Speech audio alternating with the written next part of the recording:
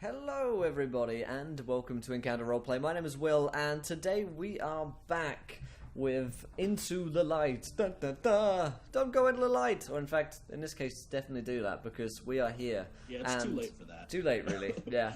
It's episode 2 and Will is our DM for today. How's it going, Will? It is going wonderfly. Ready for more bright sunshine and desert vacations. And happiness, yes, absolutely. We'll be drinking Nothing but. tequilas on the beach any moment now, I'm sure. Right after we get rid of that giant fucking tortoise mating tortoises. We'll get into a recap soon. But yes, I guess that's necessary. Yeah. What was our DM for today? But let's go around with our players. Who are we and who are we playing for today? Let's start with Tex. How's it going, my man? Oh, there we go. Good. Excellent. Me, damn it. Yeah, things are going good. Had a busy morning, but sitting down, and I'm really excited to find out what happens from last week's cliffhanger. Yeah, absolutely, absolutely. So tell us about Stalker. Stalker is a shifter, and he's a ranger. No spells, just a straight martial. And he's got brown hair, kind of does like the whole like super shaggy hair look, not, many of us do here on Roleplay. I'm contained right now in a beanie. Yeah, not so much. I'm enjoying it's at the point where it's like curling up right underneath my eye, which I really actually like when it gets to that point. So, Okay. Anyways, so yeah, he's a shifter. He is on this adventure currently as a bit of a prized possession of the city of Rigel. He's like a hero of the mines, and he hasn't talked yet. He's just been surfing turtles and taming them with the help of magical friends. Yeah. Cool. Yeah. All right. Sweet. We also have Brandon back today. How's it going, Brandon? Hey, it's good. It's good. Excited for PAX. I'm Brandon. I'm also John when we're in Christian chat. We're going to be playing Jandar again, who once a city guard officer of Rigel, who has ended up talking like an oil tycoon from the south. I'm blaming Will for that one. Sure. Who is looking to make his mark as the leader of the law in this new ruined city that we're going to make better again. Nice. Great, sad, fake news. Fake news indeed. We'll see. We also have Hagosha back today. How's it going, Hagosha? Yeah, it's going pretty good. I have an interview today in like an hour and 15 minutes. So I'm gonna be leaving a little bit early, but otherwise doing fantastic. Today I'm gonna be playing Shadow of the Rock again. He is a like black tabaxi from this light side of the planet. He spent his whole life pursuing the darkness and then kind of realized he missed the light, so he wanted to go back. So now he is back over here, and we're kind of seeing how things go with that. Nice. And for myself, I will be playing Finnegan, who is also kind of oil tycoon from the south, sounding kind of gnome, and he enjoys, and he's an artificer as well, of course, and after Arcana. But he's come to the side of the light with Phil's character Turtle, who's not here today. But they're setting up like a merchant company, and he's trying to colonize this place and really monopolize on every possible opportunity he can, in the sense of like making sure that all the wells belong to him in the law and stuff like that.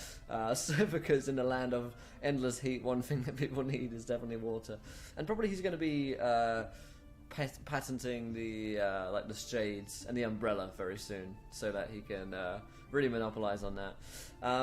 But yeah, I guess we should do a bit of a recap as to what happened last session. Will, do you want to take us away on that one? Yeah, I think so. So the way we started was Rigel is now ready to send an entire army, about 200 strong, through this one-way portal. We established that it was a one-way portal because as soon as it fires off, the resources used to power the portal are destroyed. So you all get through. You have your new friends who I've laid out on this character sheet. I thought it was supposed to be a new friends sheet, but now I'm seeing it's more like a hit list, as one of them has already fallen. One down. Dun, dun, dun. We'll see how the rest of that goes. 9 more to go. Yeah, that's Another one perfectly bites the fine. dust.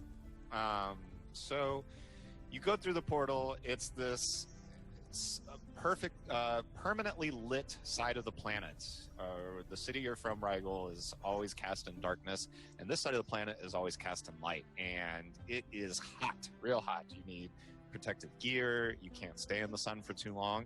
And what's more, your portal set off a disturbance on the back of a giant tortoise who carried you through the desert as you tried to calm him. Thanks to some viewer decisions, a female tortoise showed up and spewed chum everywhere. You crashed the tortoises into each other and got all of your supplies off as you left them to go and mate in the desert.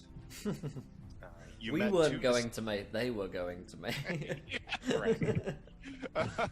So, also, while on the back of the tortoises, Jendar made a power play against the commander of the army, Commander Kiriel, tried to push her off the tortoise. Thanks to some critical failures, this did not quite work out, as Kiriel showed back up and is fully aware of what Jandar is trying to pull. So maybe we'll delve into that a little bit today. The leader of the Magi, Magus Camus, it's a terrible name, bad job me, Magus Camus, is currently missing in action as he was swallowed by a female giant tortoise, and this caused the in some places that's a rare honor. This caused the rest of the Magi army to flock to Turtle, the only other spellcaster here, and revere her as their new leader. So you met mysterious figures at the ruins. It's two people clothed completely in black. You don't even know what they are or who they are, but they are the ones who found the ruins in the first place. They told you about a mysterious door that is at the bottom of the ruins, and you set to work. Shadow meditated in front of the door and found 10 figures wearing crystal amulets that looked very much like his daggers that he carries, so that was weird. And then when all the Magi led by Turtle investigated the door using clairvoyance, they did not see these figures. In fact, they saw an army of undead, and at the end of that ritual, Turtle slit her throat, and that's where we stopped. And I believe Finnegan was looking for somewhere to set up shop last time. Yeah, pretty much anywhere to a base of operations for the party and for his enterprises, I think. Cool. So I guess before we dive back into the game today, I'll remind you guys of some ways that you can interact with the show as we go on, not only in today's show, but of course in 3 hours' time when we go over to Storm King's Thunder as well. The first which being, if you haven't followed, go ahead, hit that follow button and join us. When we hit 20 followers today, you guys in chat get to decide anything which happens next in our campaign. It could be a good thing that you want to throw away. It could be another female giant tortoise come in to mate with us all. You really get to decide. You have a monopoly on that one. And of course, 20 retweets will have another viewer decision, and 2 new subscribers and patrons on Patreon will have another one as well. And don't forget that you can donate to affect the game. You can give players natural 1s, natural 20s.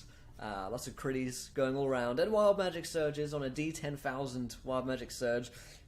And need I remember you that you can cheer for donations as well, and just to throw triangles at me if you so desire. Seems to be the day of triangles on Wednesdays. But other than that, I figure my hooks and plugs are good. So let's dive into the light. Yes, we can dive into the light. So I guess the first thing I'd like to know is we're going to get to Stalker here in a minute. Stalker was running the perimeter of the ruins by himself, trying to make sure everything was safe. And at the very end of the last session, some sort of undead-like creature popped up out of the sands towards Stalker. We'll get back to that in just a minute. Because what I want to know is Turtle, who was using the rest of the Magi to do a mass ritual clairvoyance spell to see the other side of the door. I know Shadow let Turtle know what you saw during your meditation. Is anybody with Turtle and the Magi while they were casting this clairvoyance spell? I don't think I was. I think I kind of imagined myself being over there telling them when they came over to do that. So I think I was over there. Okay, so you stuck around. Yeah, I stuck around, basically. Okay. So we'll handle this first. Even though Turtle is not here today, we can still do some of this. So they mass ritual channeled these 30 Magi led by Turtle to clairvoyance the other side and saw nothing but darkness, and in fact heard only groans, and it was sort of the unmistakable groans of the undead. Undead are something that you have encountered before in Rigel. It's not unheard of, but it is, it's super illegal. It's super rare. Usually when something is having to do with undead, it's because people are being bad and doing bad things. The other thing that you learned after seeing this giant tortoise in the desert is you think that the sun on this side of the planet is perhaps doing unusual things to creatures. So you're not exactly sure what undead entails on this side of the planet. I bet the plants are going to be huge. So you have this mass channeling of clairvoyance. You see on the other side, and Turtle just drags a dagger across her throat. The neck wide open, blood dripping down, and Turtle collapses on the floor. As this happens, the Magi all look over Turtle. They all stand there. They look perfectly calm and look at Turtle. And one of them takes out a book and starts writing, just like scribbling things down. And Turtle's blood begins to pool towards the door. Shadow, is there anything you'd like to do, or would you like to watch? I'm like gonna run over and see if there's like anything I can maybe do, like any kind of medicine, like just hold my hand like on the throat to try to stop the bleeding and like shout for a medic or cleric or something. Okay, I'd like for you to make a acrobatics check as a few of these Magi try to grab you and stop you. I want to thank Mr. Frog donating £6 and says, fumble more once more, those failures. The next 2 nat 20s become nat 1s. Fumble more's high priest has spoken. Oh man, savagery. Brutal. Okay, so Shadow, your instinct is to go and help Turtle, and as you do, again, these Magi are forming a semicircle around Turtle, and the door's on the other side. And as you run through and sort of try to slip in between this mass of robes and kind of like skinny nerds, I guess, they surprisingly grab you. Like, they get your arms, they hold you back, and they look to you. And the first thing that they do is like hold a finger to their mouth. They're like, "Don't interrupt Turtle. She's casting a ritual." And you fools. As this is happening, Turtle is like gurgling on the ground, and wait, are these guys just like total idiots and they think she's casting a spell? I'm not sure. That's apparently, yeah. Right. And so Shadow, I will say this: they can't hold you back for very long. So it's not long before you can eventually get to Turtle, but before you are able to, you and the Magi see her trickle of blood move towards the door, and it comes in contact with the threshold that the door is on. And as soon as this does, a mote of red light hits the bottom of the door, and all of the runes that were inscribed into the door are now lit fully. And so the entire door comes up in sort of a magical ritual. The blood seems to have powered, and not only does the door go completely lit up with red, but it pulses out throughout the entire ruins, and all of these sort of sandstone remnants of structures all around the ruins are now swirling with red runes and light, and they seem to be sort of painted so that the entire ruins of Aram is now lit in red. And as this happens, the Magi all turn towards the door and they look down at Turtle and they just start like golf clapping. They're like, oh, The fate of Frogflip all mums. Appreciate my friend. Salute you, sir. Did anybody hear me shout for a healer? Oh, yeah. That's definitely something. Yeah, Toto heard you. I can't speak for the players, but if you shouted for a healer, it's everybody is sort of nearby enough. Everyone's just kind of like kicking around, sort of figuring out what's up with these ruins. That someone would definitely hear you run over, and with the ruins lighting up, starting at the door. Yeah, that would certainly. Yeah, I want to say that Finnegan would run as soon as he sees this thing light up. Whether or not he really saw heard the cry, but right, he's definitely off. Okay, so yes, medical attention is on the way. Let's move over to Stalker, who is on the outskirts of the ruins. And Stalker, you see these ruins light up too. So two things happen. A undead figure pops up from out of the sand as if it was maybe hiding in a way, but you're not quite sure if that's something that it would actually do. And as the figure pops up, you see to your periphery the ruins completely lit up in red, just swirling with runes, and it's a real magical time. Let me ask what your first reaction would be to this creature. Oh, I'd pull out my hand axes and get ready, or a hand axe and a dagger and get ready to fight. Okay, so you take sort of like a offensive defensive stance, or yeah, definitely. I mean, offensive in that I grab my weapons, and then defensive in I'm waiting for it to make its move. Okay, so it pops up out of the sand, and as it does, it vaguely makes eye contact with you. This figure is humanoid. It has all of the hallmarks of undead. The weird thing about it is that in places where it has sort of gashes in its body, instead of there being nothing there because it's a zombie or like blood, there's this clear oozing liquid coming out of several parts of its body. And in fact, as it turns towards you and hangs its mouth open, some more of the clear blob pops out, like falls out of its mouth and falls to the ground. What's more, the clear liquid has little red motes inside of it, like I don't know, just like crunch berries or something, like just little tiny delicious morsels inside this ooze seem to tasty. And you're not sure if it's a trick of the light or if it's something that's really happening, but the red motes seem to be maybe reacting to the ruins being lit up as well. So it turns towards you and cracks open its undead jaw, and more of this ooze drips out and falls onto the sand. After it looks at you, it just starts walking east and not towards you. It just begins to move. It's walking towards the mountains. Correct. That's weird. Is there any others popping up around here, or is it just this one? So far, just the one.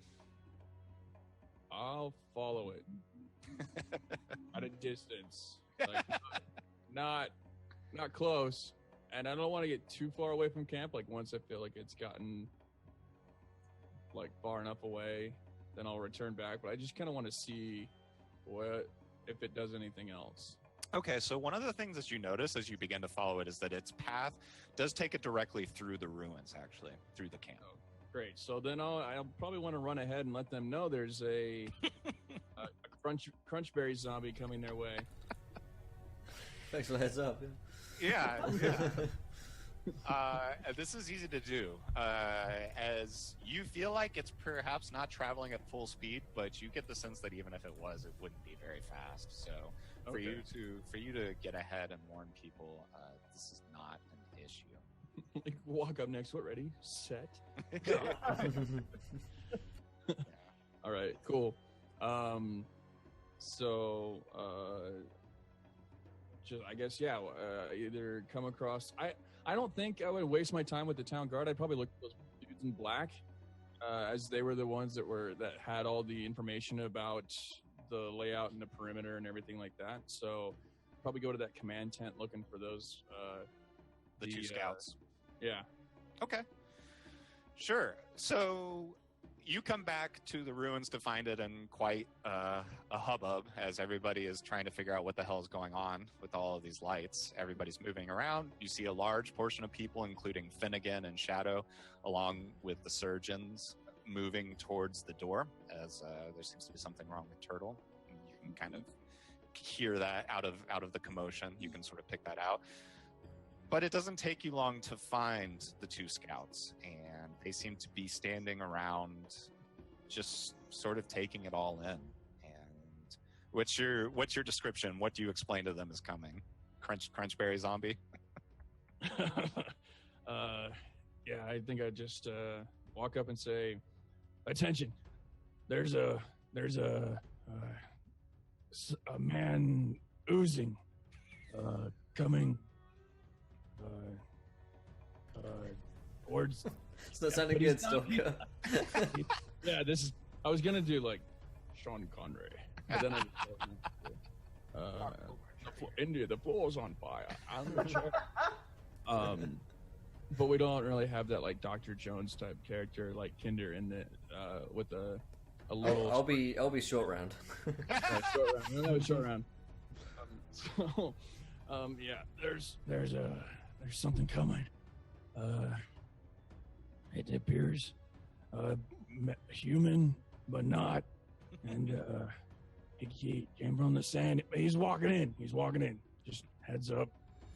New person coming in.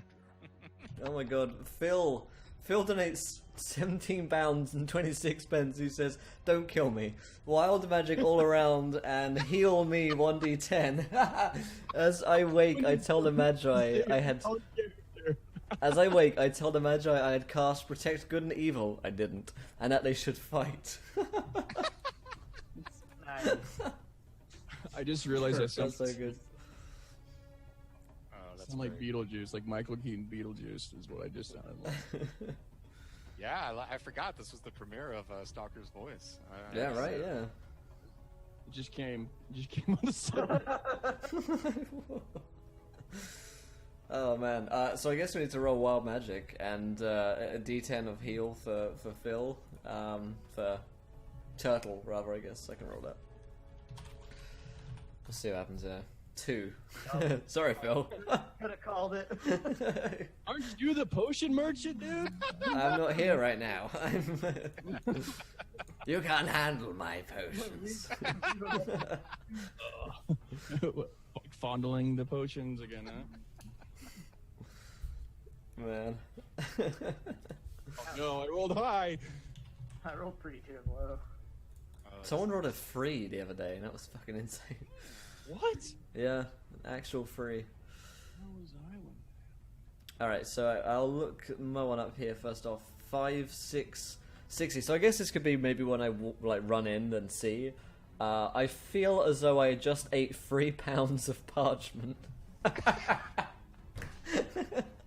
Man, I feel like I just ate 3 pounds of parchment. You know what I'm saying. You know what I'm talking about. Well, what's that, Smubbery? Okay, text 8308. All magic items within 50 yards hum softly for 1d4 days. So let me roll it. 1d4. Days are wonderful. Kumbaya. Kumbaya. These magic items are going to hum at me and scare the living daylight because I think they will kill me. They're gonna kill me. So it's Which more will like hum? Speaking to me. Yeah, it's less. It's It's less kumbaya and more kalima Yeah. at this. Nice. Well played. Okay, Brandon with 353. Oh boy, Castor adopts the next religion he encounters for the first time. Oh my god. Find God, my friend. So I'm gonna turn into an evangelical if you're not ready for that. That's really exciting. A Oh real no, Bible I know exactly. basher. We're gonna make this a new Bible belt. Oh no. And then Hagosha with 2643. Icy winds buffet me for 2d8 minus 1 days. Oh, fuck, man, that's gonna be nice and cooling, like refreshing. So is he like The a door cartoon opens. where it's just like following him around? Yeah, like bring the shadow over here. Oh, good. 2 days? weeks. 2 weeks. 14 days of shadow just being chill as. I rolled a 1 and you rolled a 14. That's I'm like the literally the most chill. Hey, baby. The door opens and followed by this. Just relax. Okay. Chill out, man. Chill out. If Come. Sit under the shadow. So good. I love everybody's voice in this campaign. It's perfect. So if the ruins lighting up with red runes were not enough for you, they are now also humming too. So there's just a permanent sort of low-grade hum happening all around you as these ruins thrum with magic. A few other things light up too. You see Commander Kiriel's greatsword is now humming with magical energy. Finnegan, your friend, the tiefling bard Larissa, her instruments all seem to have that magical quality to it as well. So, oh boy. Okay. So the scouts grab Stalker by the arm. One of them grabs Stalker by the arm and says, and again, their voices are indistinguishable. You can't tell what race they are, what gender they are, how old they might be. It's all just very neutral. And one of them juices. one of them says, "He's, did you say oozing something?" Yeah. Clear liquid. Okay, don't touch that. Don't eat it. Don't touch it. And the other one looks at you, Stalker, and says, "Did you dispatch the undead?" No, it didn't attack. Would you dispatch the undead? I mean, if you want, I don't really, not a priest or anything, but I guess I could cut it enough. It might die. Yes, remove the head. Oh, good idea. All right, I guess I'll go charging. Now that I'm embarrassed, I'll go charging head first into this zombie to cut his head off. Sure. Here I come to save the day. You tell me. Okay, yeah. So I'd like to see an attack roll with advantage. Oh, 25. Okay. Good So thing that wasn't a nat 20. right. So yes, really all I was looking for was not a Right. critical failure, because this thing seems to be almost completely ignoring you. And in fact, so much so that as you do this heroic charge, so Stalker looks badass to anybody watching as Stalker does an about face from the scouts and moves back towards the creature. And as the hand axe goes for the neck, you have absolutely no problem. Clean cut, the head chops cleanly off and rolls to the ground. I need an acrobatics check from you. oh, it's gonna explode! And thank you to Baku Shirigami for following. Welcome to the adventure, my friend. A gentleman and a scholar. Hey. Hey, yo. Oh, Nice. A 13 is enough for you to. You know. As the head goes off, there is sort of a water fountain of clear ooze, and I want to drive home how this ooze is very viscous and heavy. So when it splurts up, it's not really like water. It's more like Chunks. Chunks. Chunks of clear spout out from its neck. But It's lush. Continuing your badass coolness as you chop the head off, you have no problem sidestepping the amount of clear ooze that is now falling on the ground. Slides through the sand. So yes, as people run over towards Turtle, who is on the ground, blood streaming, the surgeon is there, Finnegan and Shadow. Jendar, did you go and join to see what's happening, or? Yeah, so just to make sure, from like the city, it would have been like a whole thing, right? Oh, absolutely. Okay, then yes. Mm-hmm. So as you move over, one of I don't know, with this wild magic surge, I feel like one of the magi is like, I thought I had about 3 pounds of parchment here somewhere. Like, where did it go? Sorry about that. Got a little Finnegan hungry. is just like waddling over. He's like, trust me, you don't want to go down that well anytime soon. I'd leave in 5 minutes if I were you. So the Magi are trying to maintain their barrier. They're trying to stop people from getting through the turtle. And they're like, no, this is a new ritual. She's casting a spell. Let her finish. And as people come over and sort of overwhelm the Magi, this doesn't become a problem. And in fact, Commander Kiriel gets over there and does like the very booming, commanding voice, step aside, and the doctor goes down. So Dr. Sergor gets down on his knee and quickly puts staunches the flow and just looks up at everyone and says, she'll live. And so Turtle seems like she's going to be okay, but out of commission for a little while. What the hell happened here? Who cut this turtle's throat? She's my business associate. I'd not take kindly to that. So a Magi very meekly speaks up and lifts a finger and says, actually, sir, she slit her own throat. Are you trying to tell me, boy, the turtle tried to take her own life? I'm going to look him right in the eyes and I'm going to be like, that is exactly what he is saying. It happened. I saw it myself. Well, that is an abomination. Against all the laws of nature, but hell, looks like she's all right.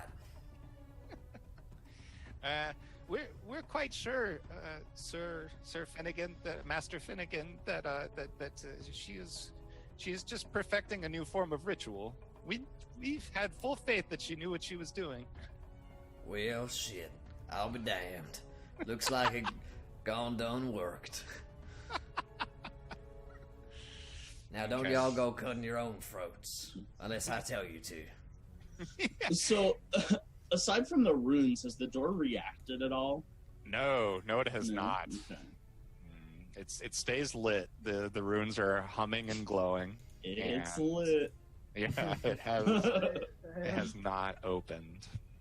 I'll walk up to it and kind of like put my hand on it, see if anything happens.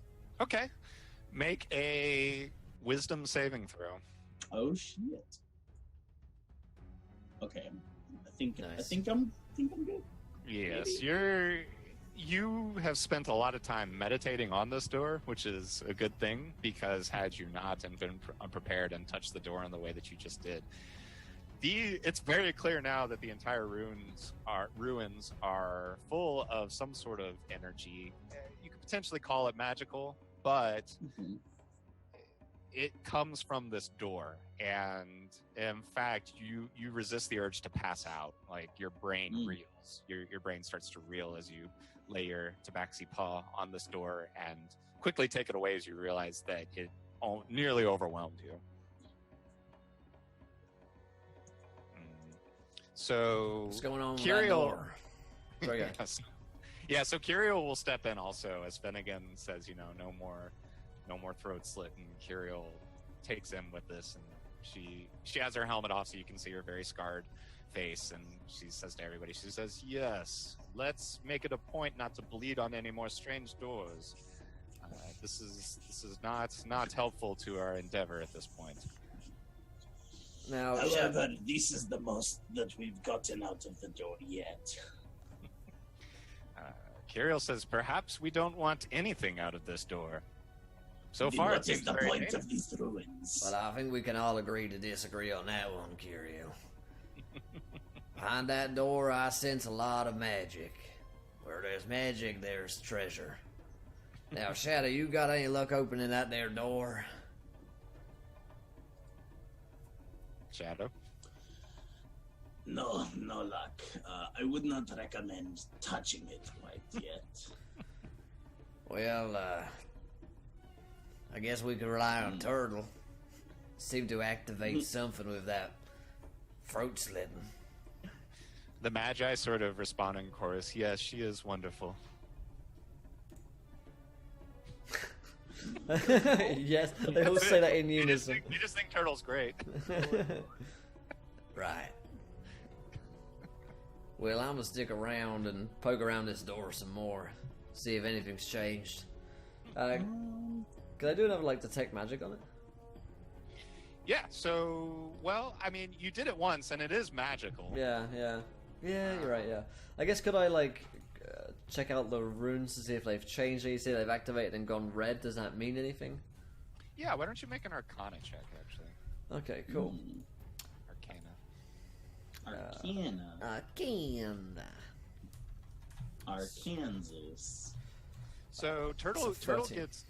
Okay, so while this is happening, Turtle gets pulled away on a stretcher to Sergor's sort of makeshift pop tent for Great for spell. medical. Yeah. I rolled a 13. Okay. So my point being is that people are sort of clearing out a little bit now, especially as Turtle is being taken away. The Magi follow and flock towards Turtle to make sure it's okay. And so some people are hanging around, and Finnegan, it doesn't take you much. The thing that you notice, and you can't quite piece it together all the way yet, but as Turtle leaves the premise of the door seems to be sort of winding down a little bit in its energy. Okay, interesting. Yeah. Also gonna roll a wild magic surge here for Frog. It's a random one, so 1 me, 2 Hagosha, 3 Brandon, 4 Tex. Okay, fuck me. So much wild magic. Right? Must be this new So line. I kind of call out, looks like this thing's been kind of powered down. Doesn't look like it's up to much more, so maybe it's easier to open now. I say, as I can remove my head for up to 1d4 rounds without harm. Whoa! Whoa! There's a party trick. 1 round. I can have my head off for 1 round. I don't know if I can do this at will. So I 6 guess so. seconds. You can do 6 Like a seconds. 6-second head removal, like a pumpkin king. It's like, hold on a sec, just boop. Start reciting Shakespeare, buddy. It's clear. Yeah, right. So I don't know if I found that out yet, but yeah, I say maybe we could just try opening it now. I gotta say the runes have gone down somewhat. So seeing that the door kind of started to fade when Turtle was moved away, I'm going to operate on an assumption. I'm going to take one of my daggers and just kind slit of your throat. cut open my palm. Ooh. Just cut open my palm and place it on the door. Cool. All right. So, yes, at this point, especially as Finnegan was making his observation and sort of grandly deducing that Turtle is linked to the door, people got pretty bored by this. So, almost everybody from the civilians, the colonizers, have left at this point.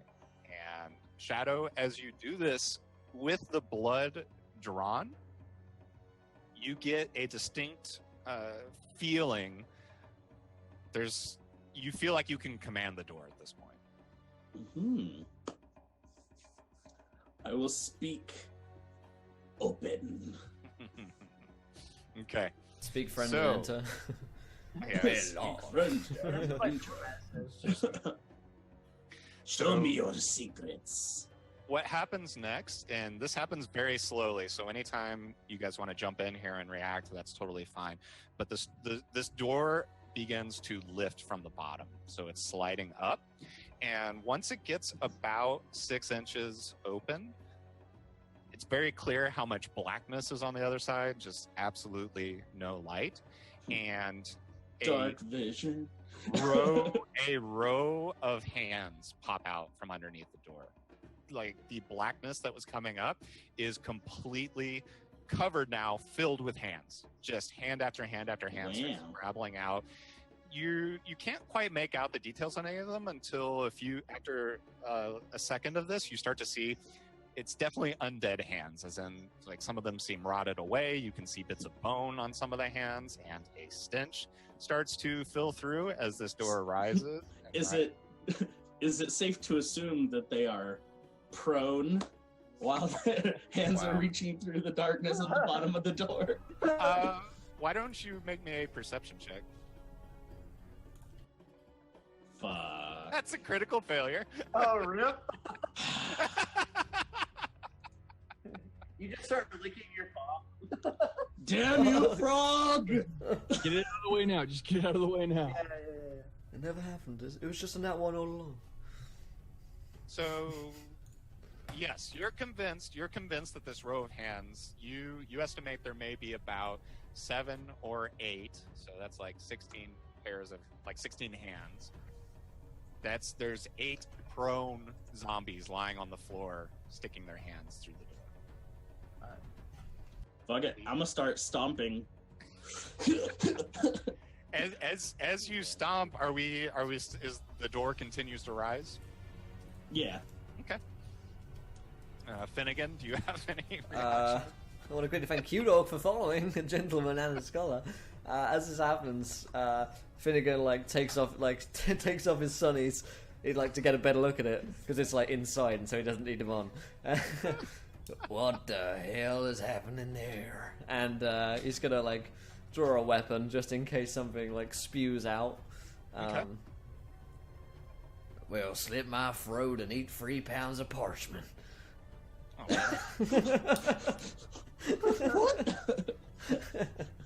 What? It's the old This is- Finnegan family saying. What are you talking about? You eat 3 pounds of parchment for luck. this is how Okay. local No slang more, gets developed. no more, no less. Put it on a scale to get it just right. Oh boy. Okay. Oh, boy. So is this the culmination of your attacks for the round? Yeah, my action and then my bonus action. Okay. So 3 attacks. So your first strike goes down and severs the first hand that you attack. And the other 2, you are dealing blows that would hurt a living creature, but they're dealt in such a way that they just don't seem to be doing much. What's more is now, as you endeavor to do this over this course of 6 seconds, the door is about halfway open, and it's pretty clear to you at this point that your assessment that there were 7 or 8 undead is very wrong, as now an entire wall of undead creatures is starting to spill through the door. Oh, just start backpedaling. Yeah. So, you can make me a dexterity saving throw. Or an acrobatics check, let's say. Acrobatics, Not a okay. saving throw, because they're not. Okay, so you have full control over how you want to disengage from this situation. Okay. As Yeah, I'll kind of just kick off of one of their chests. I guess imagine they start coming through, just kick off a chest and backflip and start backing up after I land. Okay, and Finnegan, are you disengaging as well? I'm gonna. Yeah, I think there's too many of them for us. So Finnegan, I'll take an action to fire off a shot with my light crossbow at one of them. Okay, great. Just do covering fire, shadow. You've got time because you're a distance away anyway, and Okay, so that's you can roll your damage. Okay, let's check the damage dice. Okay, cool. So yeah, I just fire one off, and then I Scarper along with Shadow after I deal 5 damage. Mm-hmm. Yeah. So your bolt lands sort of deadly and like just sort of thuds into the shoulder of one of these, and it kind of looks at it and looks at you, and you two aren't aware of this, but all of these undead are exuding the same clear goo that Stalker saw in his creature as well. And so at this point, the door is fully open, and what's concerning about this is that you cannot see into the door because of how many dead bodies are stacked on top of each other. Oh, shit. And they all seem to be clamoring out of the door. They all seem to be trying to get out. And the 2 scouts do the closest thing to a thumbs up to Stalker that they would do, which is just like a head nod. They're like, good job, Stalker.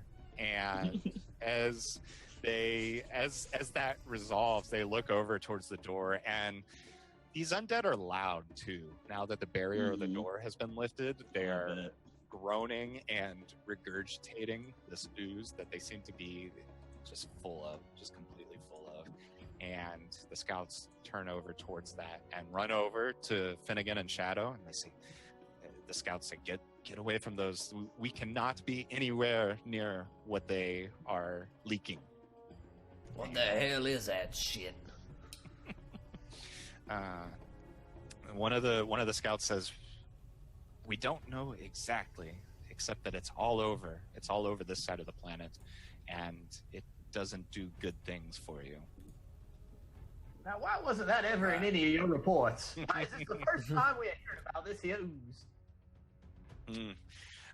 So the scouts sort of put their hands to their head and they say, "The only time we've encountered this ooze is when we've been on the outskirts of the desert or the mountains or the forest. We've never seen it here at the ruins."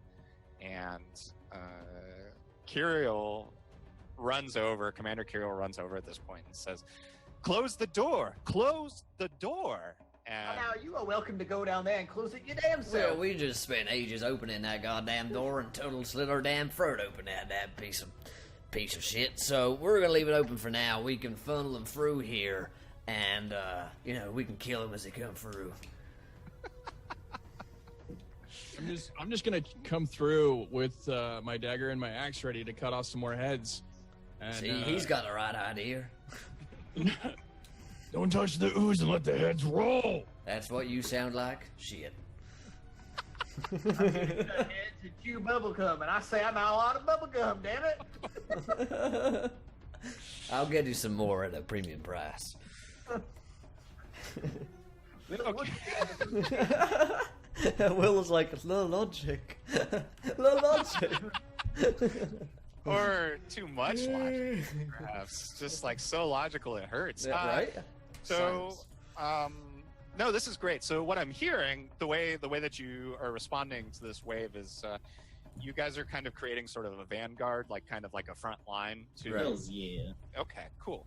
Well, then in that case, we don't need to roll initiative, but let's have just each of you go down and perform your action of how you're planning to hold back this tide of undead. All right.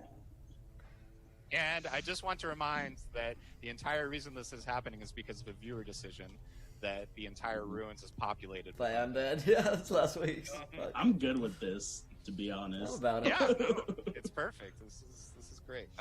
So, okay, who wants to go first and do something? It's we're talking broadside of a barn here. Like, there's so many. They're pouring through this like shallow hallway and pouring out into the ruins proper. So, anybody? I would probably just want to get like perpendicular, so I can just like swing my halberd in such a way that it cleaves like 3 to 4 horizontally. Awesome. Okay. Beautiful. Okay, so make the attack roll. I will provide you with attack roll. 21. Yes, that will work. We don't need damage on this as you aim for the head and manage to pull off. Yes, and you notice you're a master of arms. You know what it feels like to wield your halberd. You're even noticing that the handle of your halberd is also taking off heads. Like, it doesn't require a blade. These are just like popping off like grapes on a stem. And the next thing I need you to do is make a acrobatics check. Oh boy. All right. Whoopsies. It's an 8. I got something. Oh dear, sorry. I mean, shit. Well.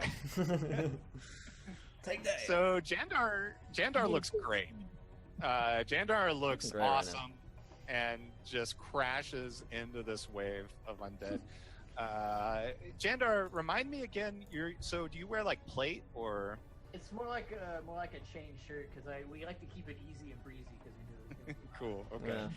So chain shirt, and then we're talking like poncho type stuff, like standard Yes. issue poncho to protect from the sunlight. Yeah. So it's not quite like heavier plate armor. Right. Okay. Cool. Okay. So there's another goo There it is. flies. Yeah, it just goes everywhere, and you in fact get some. It's almost like you don't see the need to avoid this. Like, you've sort of ignored Stalker's warning, and this goo, wherever it lands, it'll do it, and then you'll deal with that when that happens. I ain't no stranger to getting messy. So Jandar is covered in goo at this point. We'll Quite what come I back. signed up for. I need more money for this. Yeah. I'm gonna. We'll come. So I'm gonna Yeah. touch. I'm gonna put like a hand on Stalker, and I'm gonna say that ooze is no good for you, boy. If you're going in there, take this. And I've kind of like put my hand on his shoulder, and then I kind of like just place it on it, like go around his face, not actually touching it. And I cast protection from poison on you. Ah, excellent. What is this? No, I'm just kidding. I don't know if it'll do you any good, but I Was don't this have on Shadow or Stalker? This is gonna be on Stalker. Oh, okay, gotcha. I don't know what you did, but sure. I call it the anti-goo. Anti-goo. Sounds good to me. Oh, Yeah, yeah. patent pending. Get in there. Push the forward. Shoulder. Like kick you in. You have to remember that when Finnegan acts, he is gnome height, so... Yeah, that's true. Maybe I just touch your I go for your face, but I end up just rubbing your thigh. It's gonna feel real good. I'm going to protect you. You always wear protection. Oh man. You'll Does it think burn like icy hot down there now? Yeah. Oh. Hold on. Cold. Hot. Okay, Stalker. Yeah, I'll go in. I'll get you some parchment in a minute. It looks like you've eaten enough. Right, let's get my sheet. Okay, so because I did the hunters deal, and I actually decided to go with like a 2-weapon fighting in my ranger. Okay. Nice. As well as the ability to have a second attack with the Hunter's Conclave. So I'm a beast. 3 attacks. Yeah. So I'm gonna go in for some fun. Great, yeah. Any attack you make, let's see the rolls. Happy fun times together with Ooze. We've also hit 20 retweets, guys, which means viewer decision. Great. Do you want to bring this in now, Will? Is there anything in particular you'd like it to be kind of based around? No, I don't have a preference. All right. Nice, easy open VD, guys. Yeah, We're in the middle of viewers battle. have been doing great so far. Yeah, absolutely. So, guys, underneath this line that I put here in the chat, you guys throw out some ideas as to what happens next in this game. Could be a good thing, could be a bad thing. You decide. So, Stalker, tell me about what happens as you wade into this pool of undead. Describe it for me, and also describe your dagger critical miss. And if you don't, I will. So, I noticed that. oh, you saw that, huh? Oh yeah. I was kind of hoping I was closer to Will, so I could like critical miss towards like his throat, so his head would pop off without Wow. him really. Yeah. But I don't think I'm close enough right now. I guess I could like trip and my dagger like fly out backwards behind me and like somehow be thrown towards him to see what happens. But that's up to you, I guess. I'd be But- fine with it if that's... You actively want to try and hit Finnegan with your critical miss? He's got that like that head popping off thing, and Right. it hasn't happened yet. So Oh! what I'm thinking is Of like, course. combine the two, and like cut him in the throat, and his head just kind of pops off. Well, what I'd like to see Could it- instead is Finnegan sees the dagger coming towards him And then pops like, the head over, yeah. Nope, we're not doing that. Full on, like, headless horseman. And everyone kind of stops and looks while we're fighting at him for a second, and then goes back to the fight. Yeah, he's like, don't question it. So yeah, I imagine that. Yeah, No, I just look at them. I look at them, I say, 3 pounds of parchment.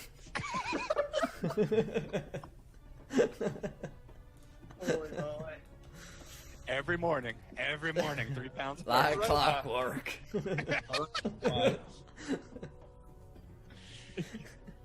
Because I eat my parchment. I'm Finnegan, the merchant man. So, All right, Alternatively, could I try it like could I try something to like grab the dagger as if I see it like flying off? Dex save, grab. yeah, sure, go for it. Okay. Oh, Yeah, you're no, some- no. basically It cuts a your knock, finger. I guess. Yeah. Cut your finger as you try to grab it. No. Okay. I still think it sails under Finnegan's where his neck should be as he lifts it off, because that's a great way to introduce the Maybe he combat. grabs it after it passes. He grabs it after. Absolutely. Yeah, and so so I do want to make something clear. You all being here at the front line, you are slowing them down. Like this wall of undead they're having trouble getting around you. You can sort of body block them a little bit, and a stalker does, removes the head of several more before the errant dagger goes by. And stalker, as you look to see where your dagger lands, let's make a acrobatics check. Yeah, I was just gonna say I need to do that because I'm still in the mix of. Oh shit! Okay, now Jandar and Stalker, who are martially very badass, have a not negligible amount of goop on them. Both of them have clear, disgusting A goop. good amount of goop. Mhm. Goody. And even to the point that like if you see it and wipe it off right away, that's fine. But let's keep track of Jandar and Stalker have been slimed. So Get slimed. Shadow. What would you- Yeah, I'm gonna make my dagger attacks. Okay. Dagger. And then bonus action for my unarmed strike. Sing. Awesome. Sure you can. Nice. Wait a minute! I just realized there's a puppy in this straw pool. Is Good Guy Pie on? I didn't even notice. It must be. So who's again? Jandar and Stalker? Yeah. Or both Yeah. slimed, yes. Cool. I've got it written down. I'm just putting little icons next to you so I remember. Oh yeah, good call. Okay. Cool. Wait, where is this happening? Oh, on the stream. Oh, gotcha. Oh, beautiful. It's got legit Slimers next to us. Yes. Oh no. So, Little slime Shadow, as you wade in with your daggers, the first hit doesn't quite land as you strike where, like, you expect a living person to be when the dagger lands, and it just kind of hits nothing. But you quickly correct, and with the second dagger hit, you get sort of the piercing effect of the dagger in the neck, but as that happens, it causes the rest of the neck to quickly collapse, and the head falls off. And with your unarmed strike, you just completely punt another head off into the distance, like it goes flying into the sky. So make a acrobatics check. Okay, and you are not having any of this goo. I feel like as a tabaxi, you specifically are very sensitive to getting wet or submerged. I don't want shit in my fur. No, not at all. There are some cats that like water. I have one. It's there are some, yeah. I am not one of those. That's not me. Okay, so as as there's a way, so you successfully sort of curtail this wave a little bit back towards the door, and Orsock the blacksmith, who again is badly burned, he showed up with his no shirt on, and so he's covered and bandaged right now in his salves, and he runs over and he holds up a big spherical object and he says, "I got a bomb." Oh. That'll work. All right. My God, why didn't you get his So methods of delivery. How heavy is this thing? Well, I was just gonna throw it at him.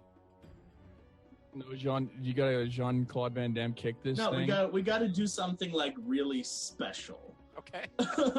Yeah. So let's see. We got a couple of strong people. We got a couple of acrobatic people. alley-oop? You have an alchemist. We do have an alchemist. Who rubbed my... Yes. All right, so I've got to get going here, but how about before I go, I want to see if I could do like an acrobatics check to like kind of hop on top of some of the zombies and like get the bomb over into the middle of the group. Oh, deeper in, yeah. Like deeper in. Okay. Gotta go deeper. Like just like do some flipping and stuff. So Ooze gonna shoot towards us, I'm guessing. Just go everywhere. You can't control it once the ooze starts using. Oh yeah. And then like have and then tell Finnegan to like if he has something he can do to blow it up. I think I might just have the thing. All right. Okay. Oh man. Hey, that's not a bad acrobatics check. 17. That's pretty good. Okay, so you're taking the bomb with you? Is that the plan? Yeah. Cool. Okay, so Orsock was just like, I was gonna throw it, and you just like scoop it out of his hands as you go surfing or talking like, ridiculous like Legolas and Lord of the Rings style surfing on. Crouching tiger, hidden dragon. Yeah. Except the tree branches are heads. Yeah. And then somehow you like bring out your inner Gimli and hurl this bomb over your head. I think maybe the way you want to do it is like toss it straight up in the air so that you have time to leap. Leap out. And then Finnegan, you're gonna light the fuse from afar. I'm gonna like cast a bolt of fire and just kind of like straight towards the box and blow it up. Hey, I bet the Hello Sweetie today is £5 and says Wild Magic Surge DM's choice. And in fact, Mad King Midas wanted to use his sub wild magic on the next person to cast a spell, which I think was me. That'll be you, yeah. Never me. It will never be me. More wild magic for Will. So Will, you can decide on who gets this surge from Hello Sweetie, though. Well, so we've already got Finnegan doing one, right? Yeah. So why don't we use the other one on you too? Oh! That was my roll, Will. God damn it. Take one for the team here. Okay, 208 first of all. 208 reads thus. Bye, Shadow. You gotta go, mate. Bye-bye. Bye-bye. Thanks for playing. Cheers, my man. Oh, I gotta crop all of these fucking cameras now. But any coins now carried by the caster are water soluble for 1d4 weeks. Fuck me.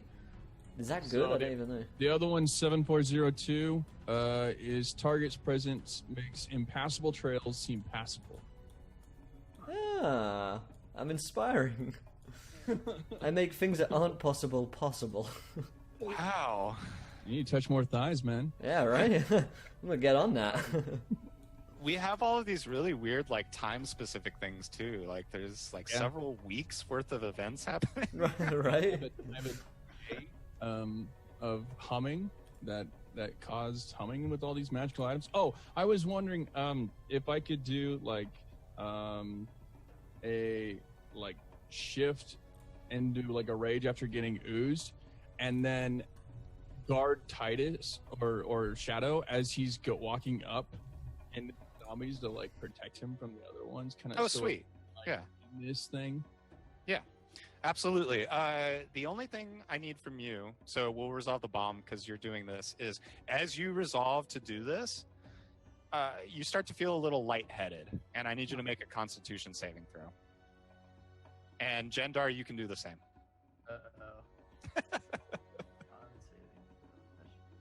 Shifting does nothing for me on that one.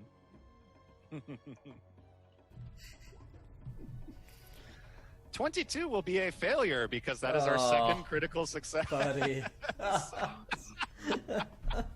Pass out before I even get close. Straight up savage. Okay. So this is going to be up to you to role play, but I'm going to tell you what happens. Jandar, you're fine. You feel whatever wooziness you felt is quickly bypassed, and you're able to continue acting normally. I just take a swig from my water skin and feel fine. Yeah, Stalker, you're able to act, but as you feel a little woozy and sort of come to and go about your actions, totally able. There's just one major difference, which is that all of the ooze around you looks delicious right now. Like, you think it could be really, really tasty, and not just like good like a dessert, but like nurturing. Like, you feel like you're feeling exhausted and you want that ooze in your mouth. All right, here's the thing. Ooze in my mouth. Was afraid Would to pound for it be following. considered magical? Because if so, I would think it would kill me. So I would have this gluttonous Inner turmoil of, I really want that last piece, but I'm already full. And it Treat could yourself. cause You deserve it. Hashtag treat yourself. Yeah, I like the conflict that creates. That you have a lot of weird feelings about this ooze right now. I just keep getting mind fucked in this game. Like, Uh-huh. first it was I can't see a stay bunch of away from myself, and now I'm yeah.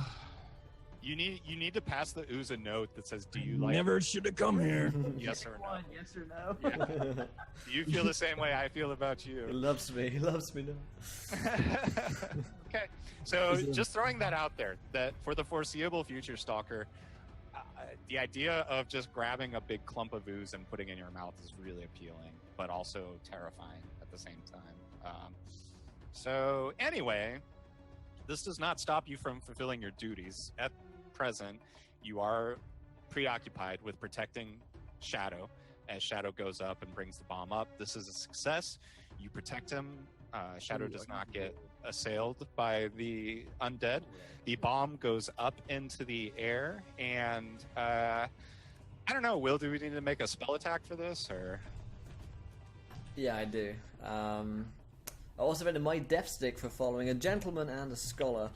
Yeah, I'll make an attack roll, a spell attack roll, which...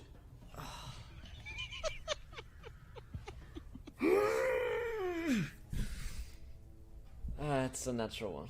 Is this just the firebolt cantrip? How many 20s did we get? Was it, or crit fails? Was it 2? 2. Yeah, So that we've is already done very 2. good. Yeah, that is No, this is my natural one. I mean, I rolled a nat Oh, one. Yeah, it's a There's a natural nat one. one. Yeah, I mean, Yeah, he just straight up. I earned it, It's yeah. just a will roll. Yeah. Can you roll damage on this?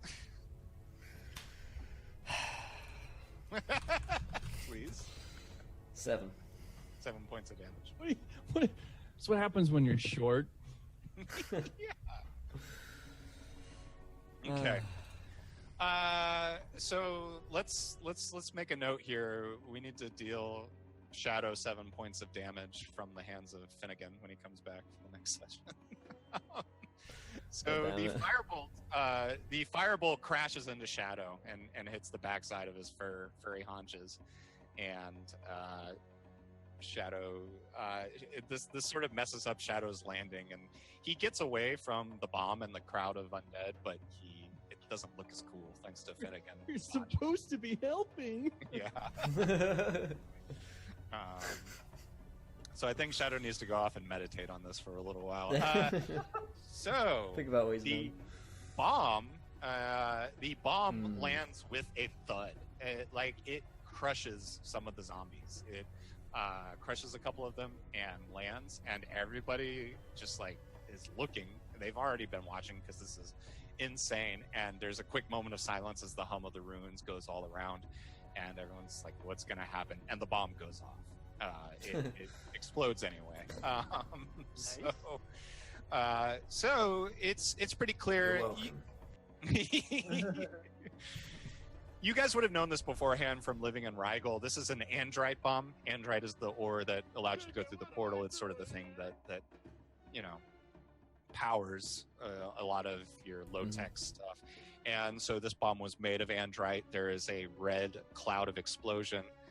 You can, at this point, assert that you don't know if it's a coincidence or not, but the runes that are all around the ruins that are red and glowing are the exact same color as andrite.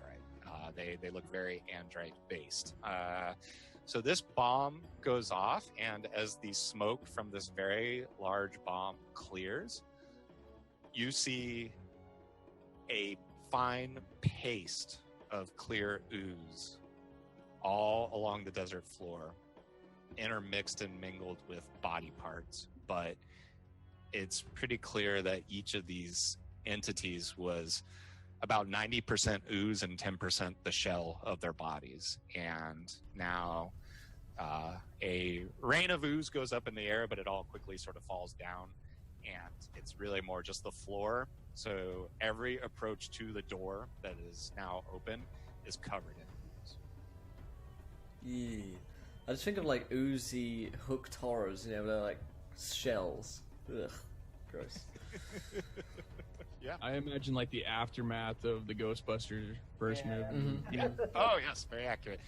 And again, this substance is clear, and it just has little motes of red in it, and so it's just this very viscous, clear, disgusting goop.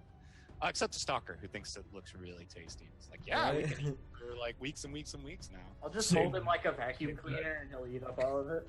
Mine. Yeah. Mine. Ooh, piece of candy. Well, he's got protection from poison on him, so it might be fine.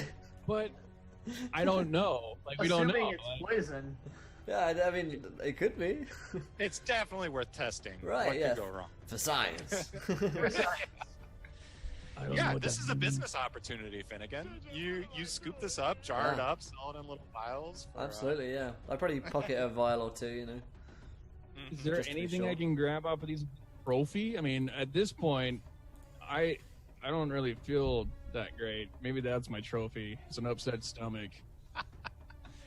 I mean, the most cohesive object in this pile is bones, and even those are pretty brittle to the touch. So Maybe I'll just ask Finnegan to save me a little flask of this ooze as a memory of, or to save it. I just in can case do that, boy. I'll bottle this shit up and see if I can sell it. Find a use for Yeah, it. so- Make it into a potion. So Finnegan, if you're careful about it, it's not difficult for you to sort of scoop this up. Yeah. Starving kids in Rigel. And in fact, Dr. Sergor is right there with you. He has a few of his surgeons. They're also on their knees, and they have vials, and they're right alongside you, Finnegan, filling up these vials. So very interesting. Yes. Yes. Where did Shadow go? Oh, he's gone off again to meditate. Yeah. He's got to go take a cat nap. Yeah, are all of us okay? Anyone need any healing? I feel mighty fine.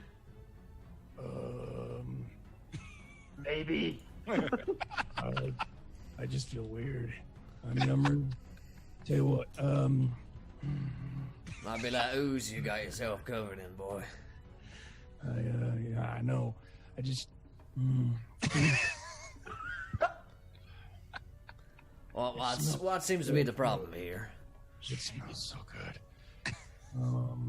Yeah. That came from the inside of those there undead. That is not for consumption in its current form.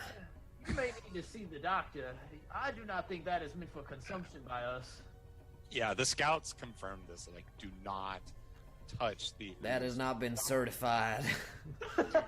You smell that? Oh, It is not approved by my board. like hickory smoked flesh. The two scouts will come on either side of you, Stalker, and start to carry you physically away from the ooze. Yeah, they're gonna let's do some checks. I want to... Please, yeah. You're like, get your damn hands off me! Damn it. We'll see. I'm curious. I want to know. Watch them rolling that one. Oh, close. Ooh. Real close. Yeah, Yeah, there's 2 of them, so 8. Yeah, still. yeah. It was a combined effort. Yeah, and they can't. They can't stop you from having these feelings about Like, this. just shove them back into the wall. I like that you're not even acting on it. You're just No. you're just talking out loud about how you feel about this. But they're like, they look at you, Finnegan, the two scouts in Yeah. black. And he can't eat that. Well. Good sirs, have you ever heard of guinea pigs? In my industry, they're, well, in this place it seems like they're rather rare, so might have just found me a new one. Is there further that we can go? Can we go into, like, the place where these guys came from? Because they kind of rush up towards us, right? They did, yeah. Yeah. So, I want to go exploring. yeah. Well, did we get a viewer decision? Yeah! Oh, yeah, we did do a straw poll. See what the straw poll was. So, it's either the undead horde start to break dance, thriller style, and they are, of course, dead, I suppose. And then the other one is the ooze is a sentient gelatinous cube looking to make a friend.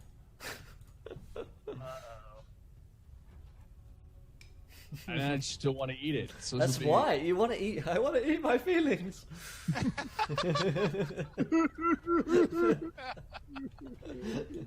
I say we go further into this here tomb and see if we can find what this ooze is about or what the hell it is. You keep eating that, boy. And the recipe. Eat up there. Those hordes must have been guarding something mighty fine, and we came all this way. I don't intend to leave it unexplored. Right on. Okay. So I think one of the interesting things about this predicament, also thanks to wild magic, is that the entire path to the door, back to the door, is covered in ooze. And where Finnegan is standing, it looks like there's a perfectly clear path, but only where Finnegan is standing. Destiny. This is all destiny. The wind billows and blows my hair. Let's go. And so Commander Kirill at this point is going to be like, this is not allowed. We are not going down into those ruins. We need to set up our base of operations. We need to confer with the lawmakers. We need our medical team to make sure that everybody is okay. And so Kirill bans everybody from going down into the ruins. But the perimeter is secure. So that sort of causes everybody to, as if the zombies and ooze was not enough with Commander Kirill saying so. My point of declaring this is that you guys are pretty much free and clear to just go down there by yourselves if that's really what you want to do. Well, I intend to do what I please, and no one shall be stopping me. Jendar's just like marching off by himself. Yeah. Just, like, shouting. Well, I've already claimed 95% of the land around here is mine, so. Curious what time it would be in Rigel right now. Like, we've had how much of the day has gone by? Do we need a rest or anything?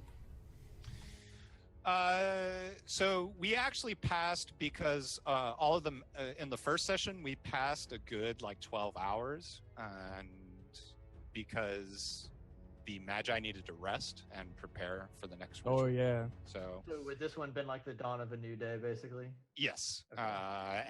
and it's important to distinguish in this world since there is no night-day cycle. Just like a time thing. Yeah, there's just an hour count. Rigel follows an hour count, and you guys are determined to do that on this side of the planet as well. How do we know how to keep track of time here since we haven't been here before? So there are Android devices that will count the hours. Okay. So those got brought through, and Okay. they seem to be working. Oh Lord. Okay. If not, just pour a little blood on eat some booze, take an ooze tablet, you'll be fine. it. I probably would just know because I get hungry at certain times of the day. Honestly. Right. But right now I'm constantly hungry, so that's And Wild Magic Surge on Gender from Mr. Frog, from his Patreon. Let's go! I'm already gonna become a lunatic whenever I meet a religion for the first time. 6125. Let's see. Shah. What's up, Crash? 6125. 6125. Scrolling down. Target. Oh no! Target is invulnerable to normal weapons and can't wield them. Oh. So they can't hurt you, but you can't hold them or use them either. Yep. Magic weapons you could hold them. Alright, I need a magic weapon ASAP. They'll kill you. You drop the halberd. Yeah, and the longsword that I had sheathed as The well. longsword. Those are my two weapons. Yeah, I guess I could carry them, I just can't wield them. that's true. Yeah. So I'll drop the halberd because I would have been carrying that, but the longsword will stay in his sheath. Okay. Yeah. Yeah. Yeah, absolutely. That works for me. Alright, Oh, let's head wait. on down. We should have had my dagger blow up or something because of the. Oh, we're 5% supposed to be rolling chance. percentile dice. Yeah, forgot about that. You have a 5% chance every time you attack. You know Fletcher. what? If you want to roll it right now, because Yeah. just that it was like charged up from all the ooze and Yeah, fighting. you and could it's- just do it every encounter, because doing it every attack Totally is down. masochistic, really, isn't it? You're good. You're good. Yeah, what? We're gonna say 1 through 5, not 90. Okay. 400, yeah. Whatever is a 5%. So at 20, if it hits 20% or below, then it's gonna blow up, is what you're saying, or what? Yeah. Okay. Oh no, 5%, right? Oh, 5% or below. 1 through 5 on a D100. Sorry. Yeah. Yeah. That's 5%. Deal. Okay. Cool. All right. Yeah, we head so on it's down. it's fine. Okay, so at the ignoring of Kiriel's demand, you guys want to head down into the ruins? Absolutely. In fact, a Yeah. Nexos Xenos we're following. A gentleman and a scholar. Yeah, Finnegan's straight down there. Someone to hook me up with a magic weapon. I'm looking at you, chat. Okay, what are the marching orders for going back to the door? I would probably be somewhere in the front. Yeah, I'll go second them. Are the guards trying to take me away again to clean me off, or You've been committed. or are we just going in? Yeah, well, so they're not that invested in protecting you. Like they basically, when they All right, tried to let's stop go you, in. yeah, you resisted them, and then they Good. turned to Finnegan and were like, "Just Finnegan, don't It's your problem now. don't let him eat. Don't let him eat that, okay?" Yeah, whatever you say. A very LeBrew Wizard's Cafe for following. A gentleman and a scholar. Welcome in. Sounds like a great cafe. I'd go there. I could be the next tavern. Yeah, right? Okay, so I guess we're headed down towards the door. Yes. Okay. So, so as you,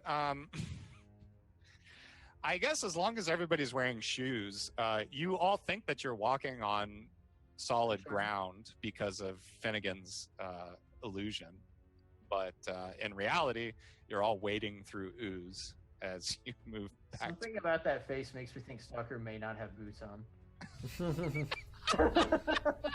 It's going barefoot. I said I put like wraps around his feet, but not really. So Are they ooze proof? That's the question. Toes in the sand, no ooze. At this point, I'm touching more ooze. Wow.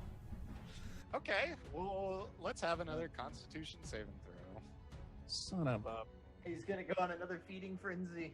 Oh my gosh. He's triggered. I just have to. Ooh! Oh, Oh, and that And we is got that Rose remains in that 20. we good. All right, Stalker. Do anything to like backtrack a little bit? No. Your tummy digested excessively well, and you feel great. So here's what happens, Stalker. You're able to sort of parse through what you're actually feeling, especially in your ranger training. I'm sure you know about like poisons and whatnot. And you still really want to eat this ooze, but you're also have the mental wherewithal at this point to be like, okay, clearly this substance has some sort of effect where it wants you to eat it. So you're able to work through that. It's up to you how your character will handle that, but you're aware of the game it's playing on your system at this point, that it clearly wants to be eaten, and it still seems really delicious and yummy. But My fear has been confirmed that this will kill me. Basically at this point, so I'll probably just like if I see any pieces that are a bit more structured, I'd probably pocket them somehow, or like if I find flesh jerky that's been oozed and fermented with the ooze, I'd probably like pocket that stuff and or get a skull and just start packing. ladle it in. Like when you go to the baseball game and get the ice cream helmet. Yeah. Yeah. Nothing like bone marrow ice cream. It's yeah, Absolutely. Portland for you. Oh boy. Yeah. Okay. Great. I've got a great feeling about Stalker. He's gonna live a long, healthy life. He was like, I really like this character. Okay. So, all right. So you make your way towards the ruins door. Jandar takes the lead, and without weapons, right? You can't use. Yeah. Rip. And I need you to make a dexterity saving throw at disadvantage. You need to steal that chick's sword. She's got a magic sword, bro. It's gonna happen. Don't worry. You said a dex check at disadvantage. Yep. All right. Oh boy. 19's good. 13 total. Okay. 13 will do it. Oh, against ooze. Yep. So this is thanks to viewer decision. Essentially, Jandar, as you get to this more narrow hallway that leads towards the door proper, you realize now that here the ooze is not just on the floor; it is actually filling the entire hallway. And you Back out! What's Into- going on here? Oh, You seems have- fine to me. walked into a gelatinous cube. Your option passing the saving throw is you can choose to take the failed effects, or you can be pushed back 5 feet by the cube. Yeah. So Jandar falls over into Finnegan, and now it's clear that there is a gelatinous cube. Oh, hey, steady on there. Oh, shit. Well, now what in tarnation's going on here? If I get it in her pants for falling, more completely avenge my friend. A gentleman, perhaps, and a scholar for certain. Yeah. So I'm gonna say, should we just go? What the hell is that thing? Excuse me, there, sir. And I call out to the ooze. This is a right of way, and you're in it right now. We're in our path. Pull my Hey, hand axe back out again. yeah. A No dagger. pseudopod wiggles out towards you, Finnegan, and tries to grab you. Fuck. I'm not going anywhere. I'd like jump back at that thing as it comes up. No, sir. And a second pseudopod comes out. It seems to be trying to hug you. Just trying to get on up with me. Well, what the hell is wrong with this thing? No. I tell you who should touch it. Stalker. Why, it looks like that cube is trying to make you its triangle. Looks like you're right. Stalker, you seem to have a way with this ooze and this gelatinous whatnot. Perhaps you can communicate or deal with it in some way. Savior of the mind, my ass. All right. I'll just begrudgingly like stomp my way over there and touch it on whatever would equate to its thigh, because that's That's the way you've been taught. that's what friends do, Oh. or at least as far as I know. Can confirm. Seemed friendly. He did something nice to me. I don't know what it was, but it hasn't really done shit for me so far. But yeah. Your plan is to stroke this cube? Say that again. Sounds like a quote.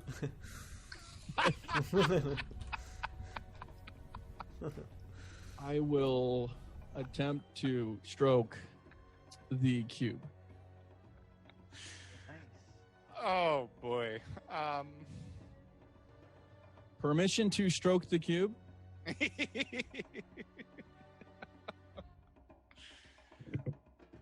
Okay. So dexterity saving throw. All right. You're fine too. You guys kind of have this cube's number, in the sense that you're aware that it's there, so it's lost the element of surprise. I've eaten you. I know. I have eaten you. I know you. You've been inside me. I know you better than anyone else. Nice. So you feel its suction. You feel it wanting to incorporate you into its form. But it's your response to it. You can do whatever you wish. Hold on, I gotta save that quote number. All right. So you said what was the reaction of the cube at this point? It's attempting to pull you in, and it wants to eat me. you saved against it, so it wants you to be a part of it. I'm at an impasse here because gelatinous cubes technically don't know any languages, but do we want to make this a special gelatinous cube? Sure. or I mean, what is it? Let me see if I can talk to it somehow. Actually, don't have anything that does that, but maybe like an Arcana check or like some magic-y bullshit. See if I can like commune somehow. It's a very simple creature, right? And who's like, it might have like two brain cells or something. So maybe I could roll Arcana. I don't know. Oh, sorry, you're muted, Will. I am muted. There we Yes, all of the things you were saying was correct. I'm sorry. Okay, no worries. Yes, please roll Arcana. Okay, if I get a Tempest of Metal for following, a Gentleman and a Scholar, that's a 24. Okay. So I kind of imagine Finnegan like chomps another cigar in the mouth and goes forward and cracks the knuckles. Like, just let me handle this. Yeah. Nobody else sees anything happen, but your surprise,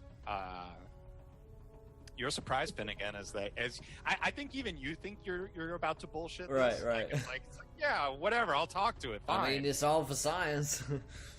Yeah. So, but to your surprise, in your mind, you hear something come back to you, and it says, "What is your purpose?"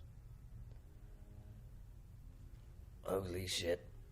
Hi there, voice in my head, who I assume to be the ooze, and I'm like looking at the other party members like, what the fuck? Yeah, just looking at this strange little man. We're here to explore and to make friends. There's a pause, a very big pause that makes you wonder if this conversation is still happening. And then you hear the voice come back to you, the same one, and says, "We want to make a deal." Holy shit. And thank you so much to Fishbowl Pete for subscribing to Twitch Prime. Thank you, my friend, a gentleman and the scholar. Raise those drinks and chat for Fishbowl. Man, okay. Well, I'm accustomed to all sorts of deals. What kind of deal are we dealing with here? If you excuse the pun.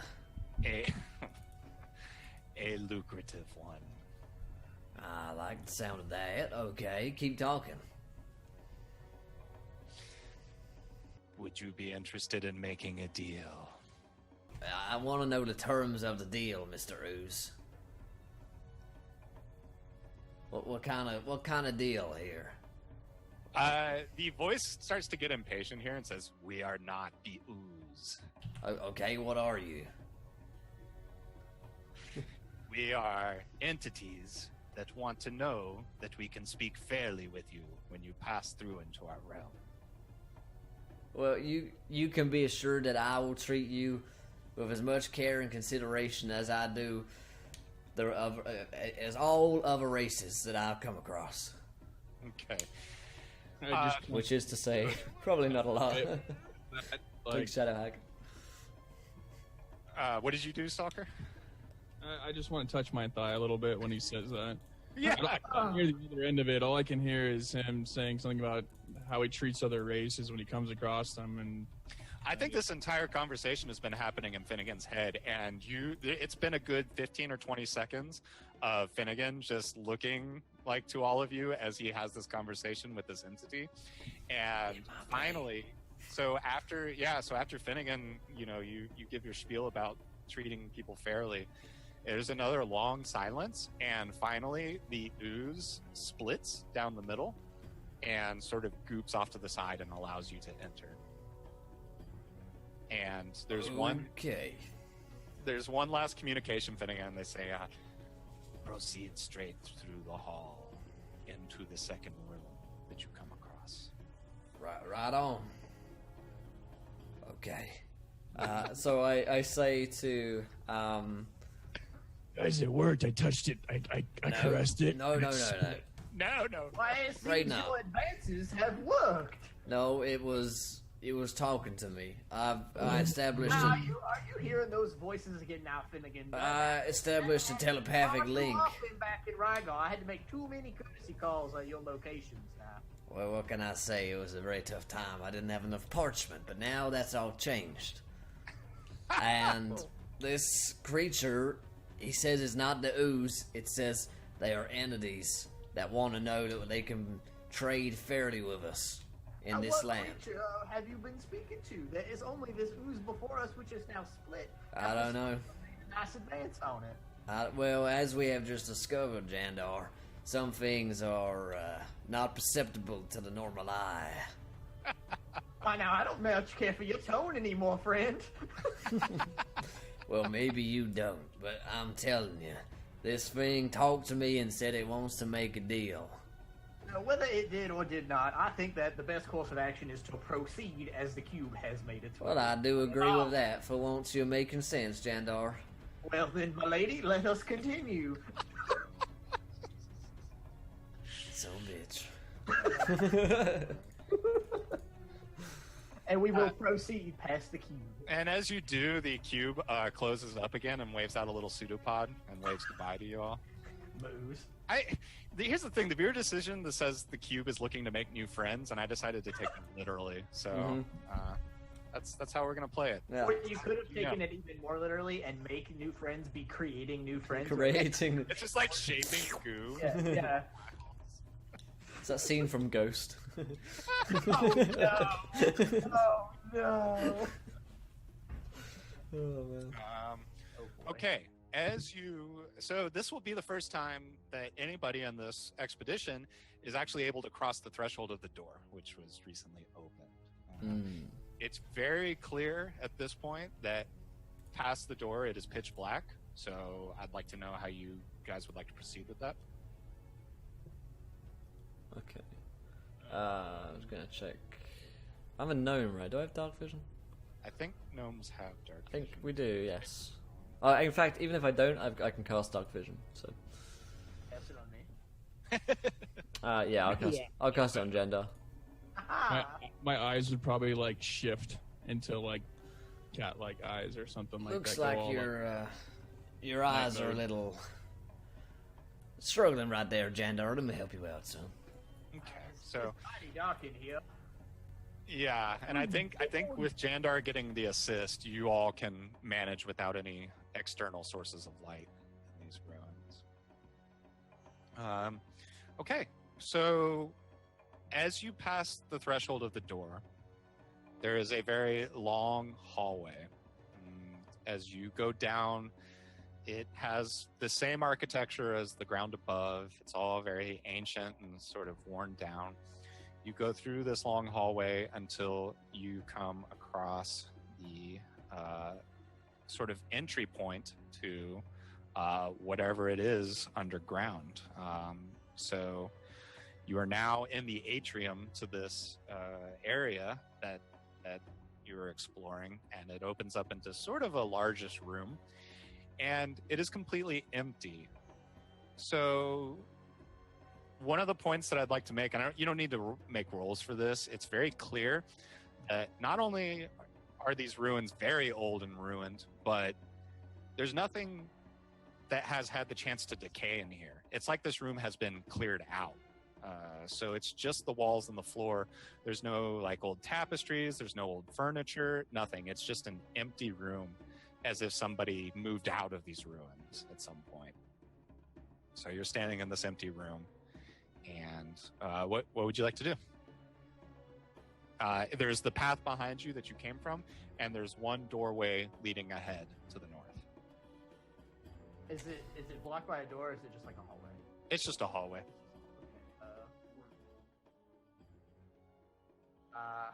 I guess I'll keep going. Okay. Yeah, it looks Okay, pretty so empty, we're- right? So.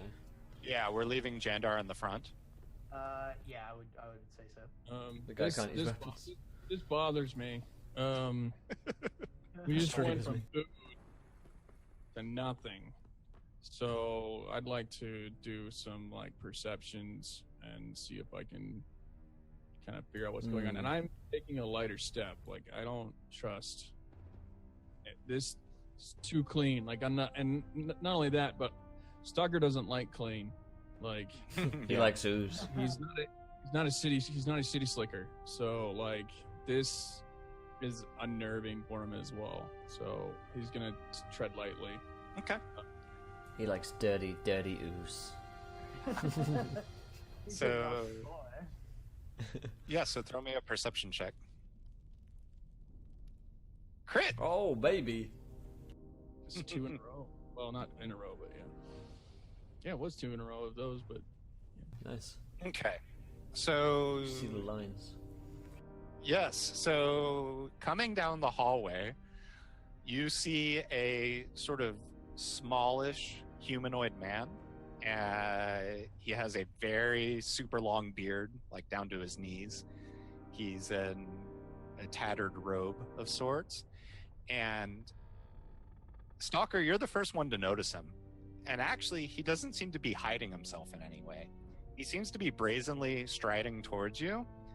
And he looks like he's got a mischievous little grin on his face, like he's about to pull off a prank or something. he doesn't have a torch or anything. He's just walking in the dark like we are. Correct. We got company, guys.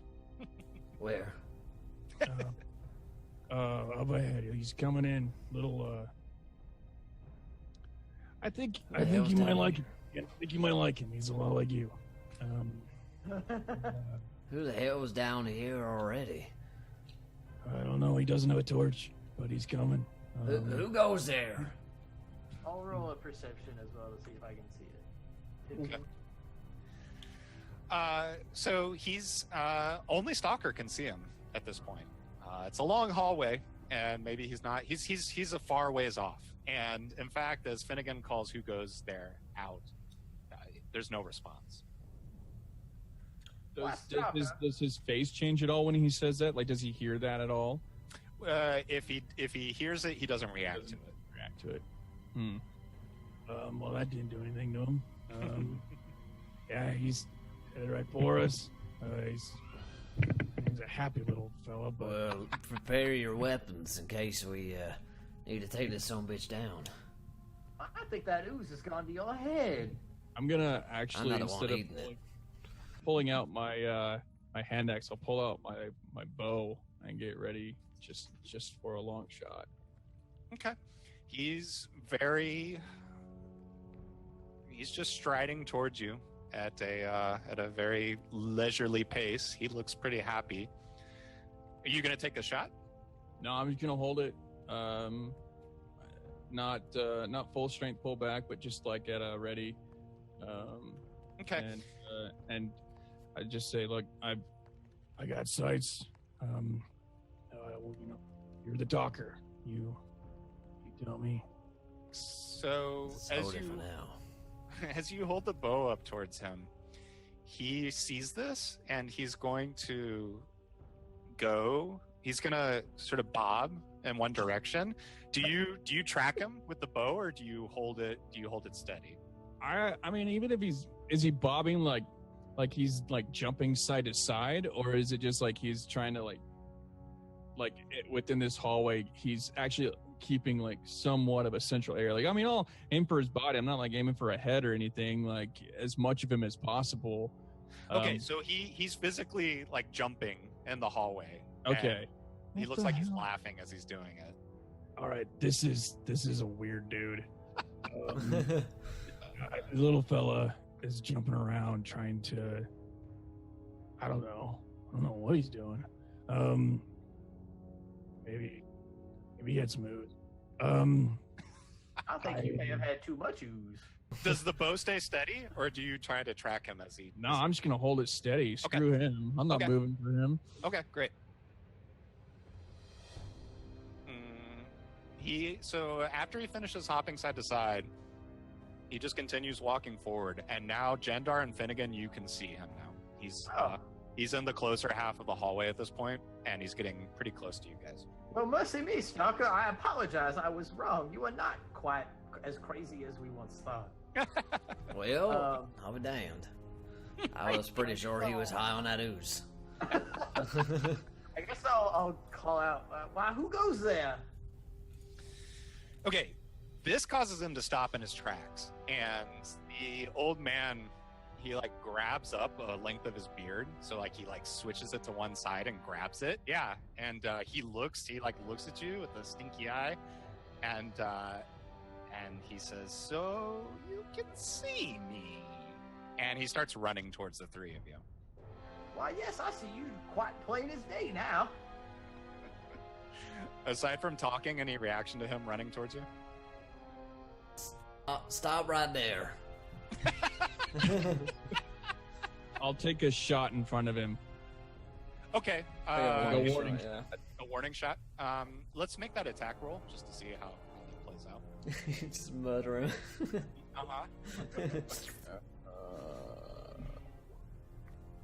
Okay. Nice. Yeah, it's not bad. Okay, so the warning shot happens exactly like you intended to. It goes right at his feet.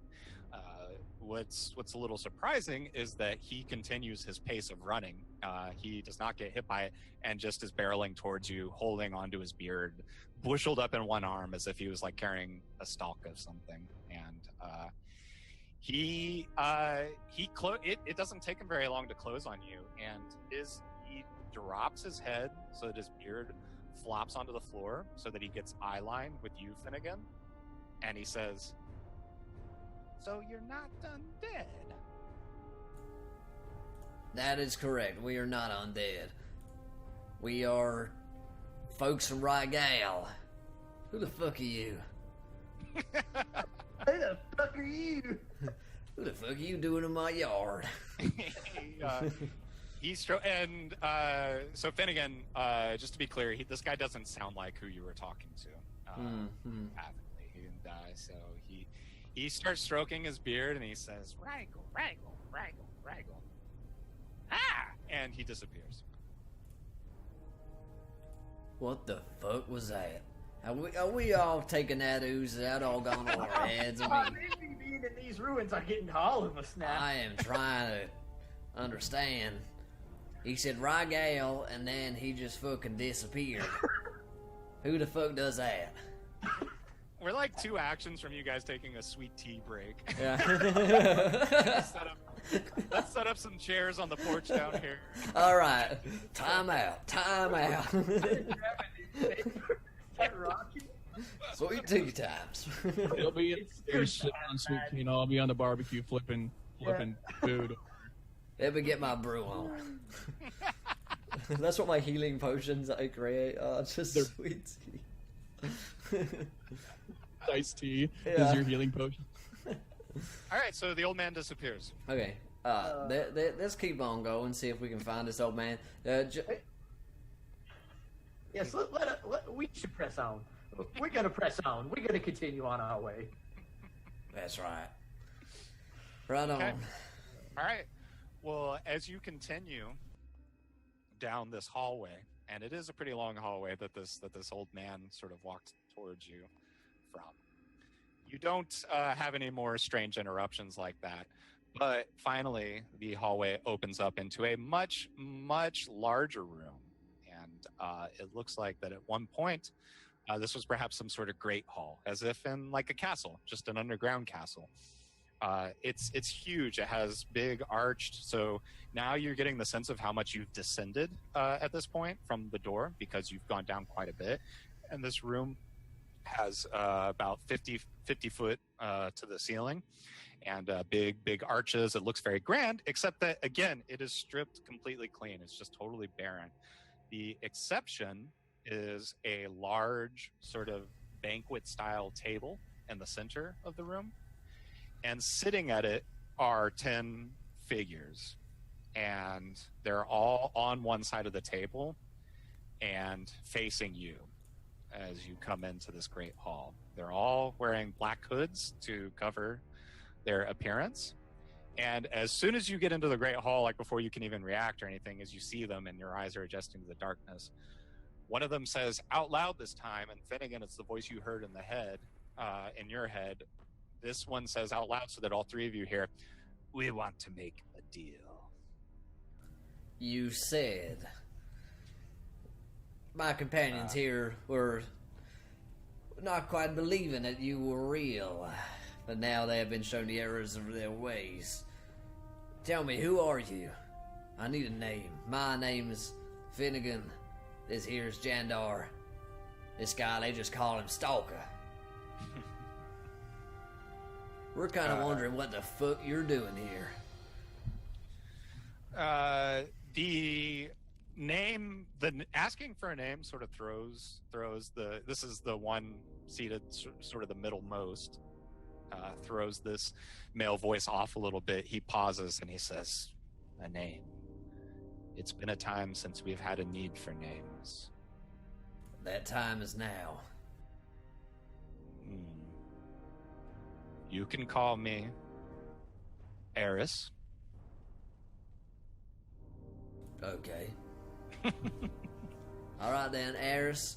Tell me what kind of deal you all want, because I'm not gonna lie, y'all seem fucking crazy down here in your fucking black cloaks and hoods. I mean, you gotta understand how this looks. And that horde of undead monsters, what in tarnation was that? You're not all homosexuals, are you? Oh no. Oh no. Well, Because I don't judge, but the Lord will. We want to deal fairly, but you have caused us a great blow. You have released our supply of food for the foreseeable future. Right. Our I food. live my skull full of ooze and like this. He's been eating it too. The hooded figure shakes his head no and says, "That substance is no good to us unless it is inside a body. Now it is useless." just gonna kind of step back a little bit and hide behind a pillar if I could find one. So the hooded figure continues. He says, "You have eliminated our supply of food for the foreseeable future. But if we are to understand correctly, you've come here with quite a few people, yes?" I think that's information best kept to ourselves. Why don't you get to this deal you're trying to make? We have heard talking about eating and whatnot. Well, he's out of food. He's gonna ask us to give him some, I imagine. The man's hungry. You think you will be asking to eat some of our bodies? That is a term I cannot oblige. Not our bodies, obviously. No, Jandar, it does not have to be yours, but we have a request. So his is an option? Okay. It seems you have Let's come- keep that on the table. It seems you have come here to gain wealth, power, knowledge, any of these things? I say it's a bit of a combination of all of All of the above. We can give you a direct line to all of these things. We request one thing in return. Keep our presence hidden from the rest of your group. And once a month, I just tried to come up with a cool fantasy name for month, but I couldn't, so let's just say once a month. Yeah, that's good. Every moon passing or something like that. But there's no moon. There's no passes. moon. Oh no! He says once What a month. about winds? Is there any cycles of the winds? Maybe. Oh yeah. That's a good idea. I like that. Yeah, that's cool. Yeah, so So or once whenever the tortoise passes through the ruins. That's cool. Migration patterns, his Yes. mating patterns. once per weather cycle. All we ask is that you keep our identity hidden and bring us one civilian from your group. That's all. Surely you have some dead weight among you. Oh, we have a lot of dead weight. Some of which I wish were actually dead. If we gave you a handful, how long would that last? Can we do is that an investment? This is not how we wish to conduct business. One person every month. I'm just thinking Kirio could feed them for 3 days. Yeah. That's a big meal. Stupid mages that are up there that just sit there and think everyone's doing rituals all the freaking time. Yeah. Dude, yeah, I mean, Toto's good controlling. I mean, so when you eat them, do you turn them into these undead? Because we're not really all about the undead, personally. They didn't attack me though. I mean, That's true. No, when the vessel has been emptied, we will dispose of them properly. We will even adhere to your burial rituals if you prefer. Wait, is this wow. quote unquote? Strictly crucifixion. We only use the finest waterboarding here. It's really a premium. Yeah, I gotta say, that is most kind of you. I mean, well, I thought this might be quite a nice deal. I don't know what y'all are thinking, but I don't have much of a problem with giving some bodies to shadowy cabal living underneath the dark ruins of undead magic. I mean, what could go wrong, you know? Now, my intentions would have come here and assert my dominance as much as yours is. But I am not hearing the reward for feeding. Right. Let's get on to that reward bit now. So you would have us bring you live bodies for the consumption, and what do you pretend to give us in return? These ruins extend for quite some time underneath the land. And we have a great knowledge of where they can go and what secrets you could perhaps find. And he looks over at somebody at the end of the table and nods at them and says, Jandar, you find regular weaponry beneath you, do you not? Why, it just happened recently, but I got to thinking, I said to myself, you know what? I am better than this. And I threw my halberd to the ground. Because you are a warrior deserving of such fine weaponry. Why, if I didn't know better, I'd say you're trying to butter me up for this here deal. So the person at the end of the table leaves the room, goes out. There's one other exit aside from the one that you entered through, behind the table, so leaves. And he says, they'll be back soon. We have something for you now, a gesture of goodwill. All right. I'm gonna whisper to the guys, I'm also thinking there's like 10 of them and 3 of us, and also that fucking gnome guy going around. There was a shasty one that vanished. I don't know where he went. I'm gonna ask about that guy. Have you seen the gnome feller down here? He was kind of crazy. He said, "Right, gal," and then he just disappeared. I think he might be some kind of pagan. That is, he was not one of your own. That's right. No, he was already down here. The figure in the middle laughs a little bit and says, no, there was only us. Figured. Nope. Afraid you're wrong. Nope. You might have an intruder. He seems like he can go invisible and maybe even teleport, so you might want to keep an eye on that around here. Hey, where are those gifts? Yeah, so in this time that you're discussing the figure, they don't know anything about it. Yeah. And the hooded figure comes back and holds out a halberd towards you, Jandar, and lifts it towards you. I grip ye halberd. It seems like a fine halberd indeed. Seems like a fine halberd indeed. Well, this is mighty fine. Thank you. It's probably gonna kill you. Well, now I see as if I can maybe kill them first, now that I have this in my hand. Are they just being super passive? There's literally no aggression coming out of these guys. Like, that's correct. Do you want to like try some insight or perceptions to get a feel? like I'd like to. I mean, yes, perceptions definitely. All this talking and whatever. Like, I'm just more concerned about what's going to come out of the shadows, or yeah, I'm always on my guard, kind of thing. Sure. Yeah, absolutely. I'm hungry, apparently. So. Okay, you could have been doing this entire conversation, so I'll actually let you take this at advantage. So Okay, good. yeah, no, I mean absolutely. Like it's the kind of thing where you might feel in danger, but there is no immediate danger, and so and Stalker, like even during the conversation, if you start walking around, none of them seem to care. They don't seem bothered by you, like touching the walls or getting closer to the table. None of them. Are you good? Are there more like you? What are you?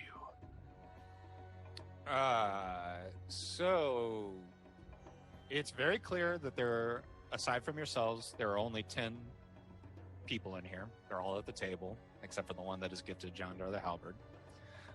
It's clear to you that in this gigantic room that there is nobody lying in ambush. You would be able to see them if that were the case. And as you ask them that question, again, the one who has been doing all the speaking continues speaking and says, "We're not quite ready to reveal ourselves to you in that way yet. But if this deal continues to thrive for both of us, perhaps that's a conclusion we could arrive at."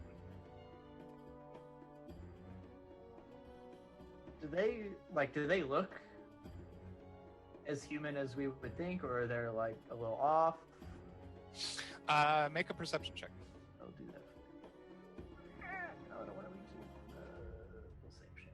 And this will be on the one that comes up and... Nice. Wow.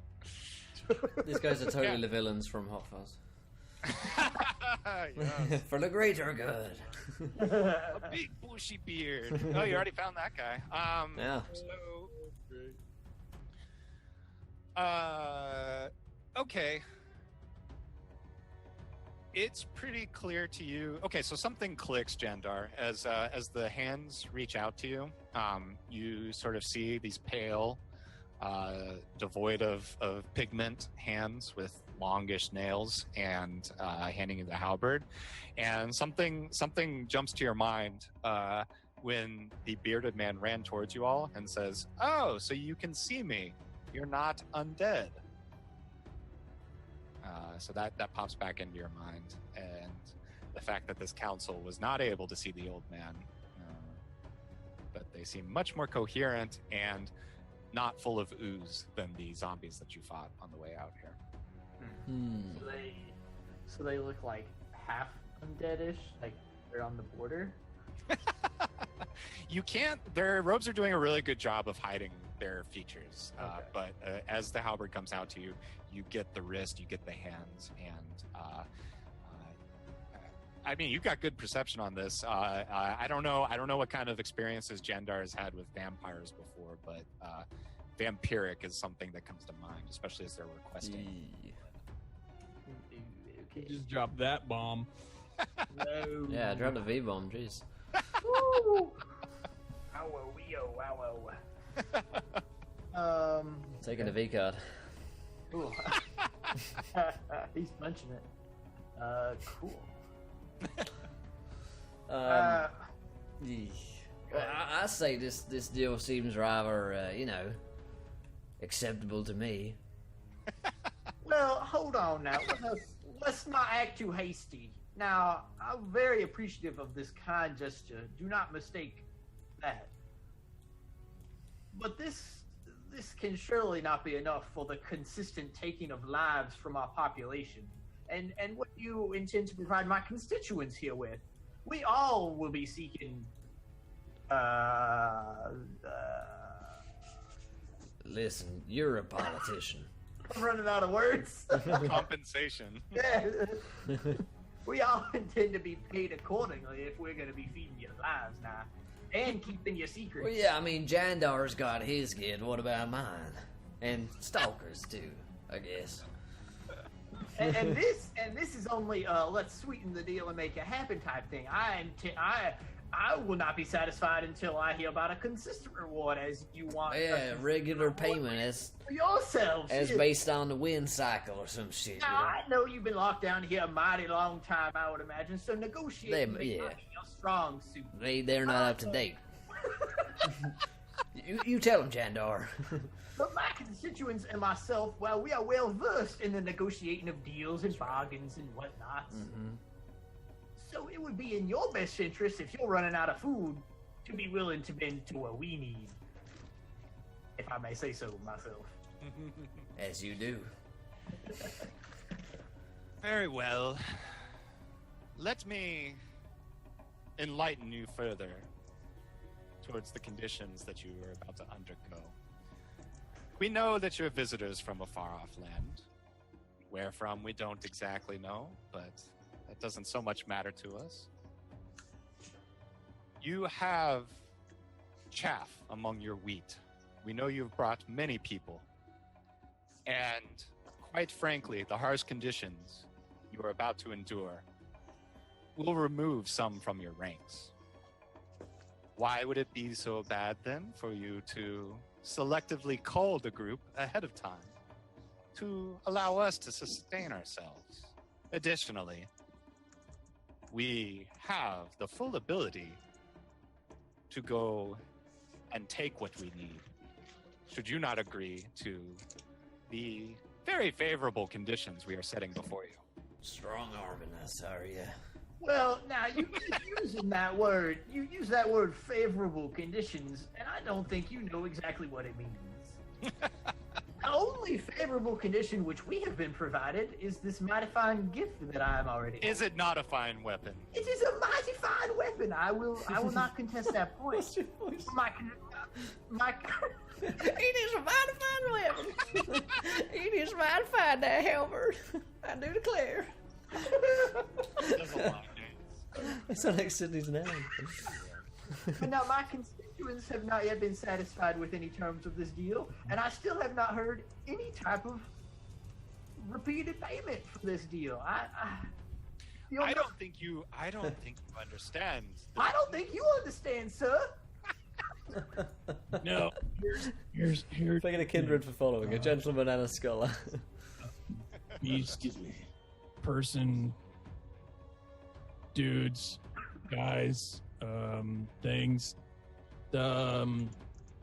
We came here and there's no way back. So eventually we're gonna run out of food for you, and yeah, like this deal's gonna end, pretty quickly at that rate.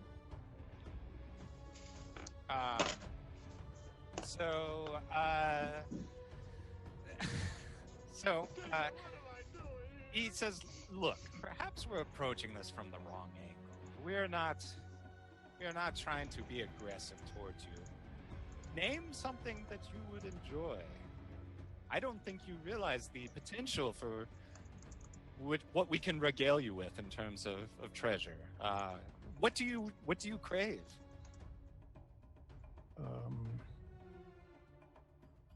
I want land. Property. One of the figures holds up a hand and turns towards the person in the middle and says, there is a tabaxi at the threshold. Do you trust this figure? Yes, he was one of my constituents. He is a friend. Okay. Shadow, the gelatinous cube that you just walked into, releases you from its grasp and allows you to go past the door into the ruins. Can I brush off my fur? Yeah.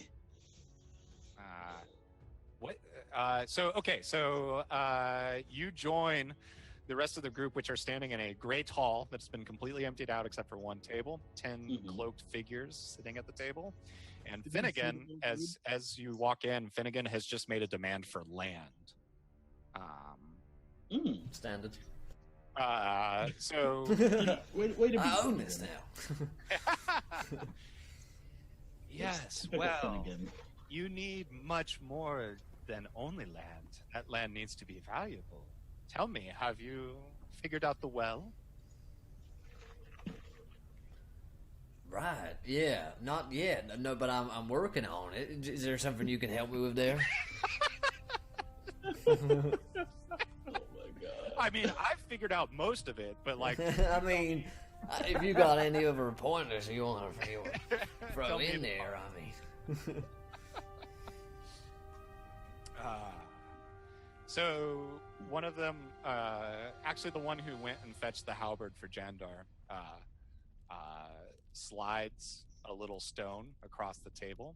It has sort of a dull crystal appearance to it. And he says, the well only functions when it has its keystone. Perhaps if you want to have control over the water supply, you could use this, and that land would be yours. Well, in that case, I accept. What? Yeah, it sounds like Shadow wants you to fill him in. Oh, right. Well, basically, these here gentlemen are a shadowy cabal of strange folk who are offering us a deal in exchange for a few sacrificed lives every month or so. In fact, one life from the constituency per month in exchange for a lot of gifts. Such as... Will it be your life that we sacrifice? No, it will not. It will be one of the chaff, as they put it. Then you would... Correct me if I am wrong with this, but then I you will. would sacrifice others for yourself. That is correct, yes. I The mean, we grades are have... good. You would sacrifice others for power. Well, my friend, that is exactly what power is. Series of sacrifices. I do not think this is a good agreement. Well, I was really looking for your approval, my friend, but I am aware, as you did not wait for me. you ran off and went and did off your meditating shit, so we figured we'd stick around. It is an important facet of what I do. yeah, Shadow, also, you need to reduce 7 hit points. Finnegan shot you with the firebolt when he was trying to set off the bomb. What the shit? It was a nat one. Failed. God damn it. The moment you left. You were 50% sure he didn't do it on purpose. Yeah, at least. Oh, man. If it makes you feel any better, I mean, he touched my thigh. What can I say? That I was there for that. That doesn't make me feel any better, but Oh, okay. Made me feel a lot better. He mind talked to some kind of cube, so he's okay, I guess. I'm gonna look Finnegan right in the face, and I'm going to say, if you agree to this deal, we will be at odds. Well, my friend, we have never been even.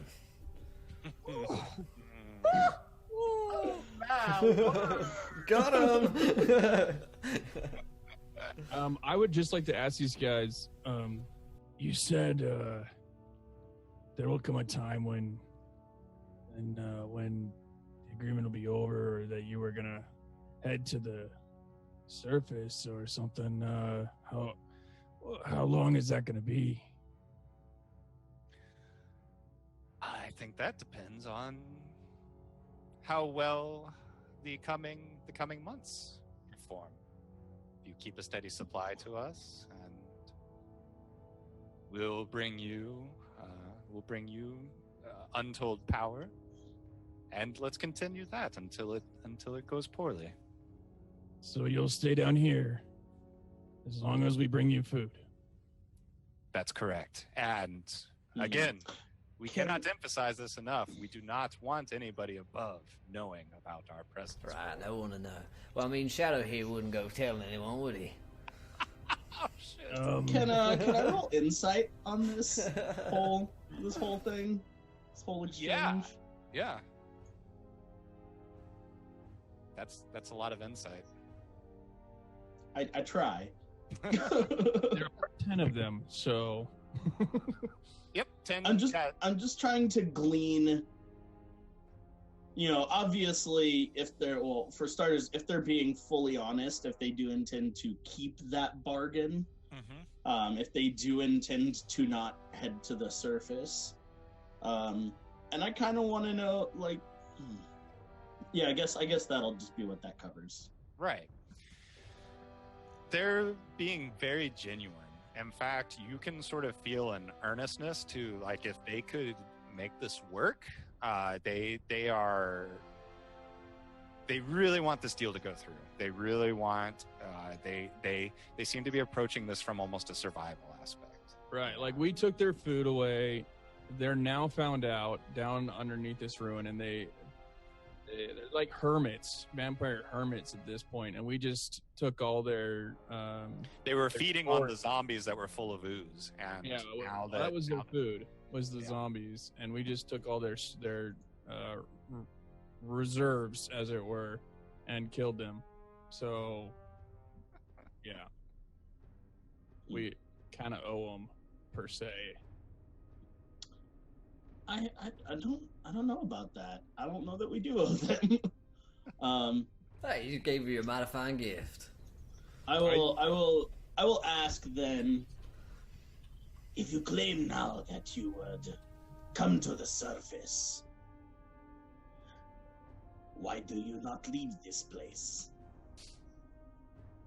Well, if we can make this arrangement, it won't be necessary. But why would you not leave this place? What is it about this place that you wish to remain? We are very happy down here. It seems you are starving now.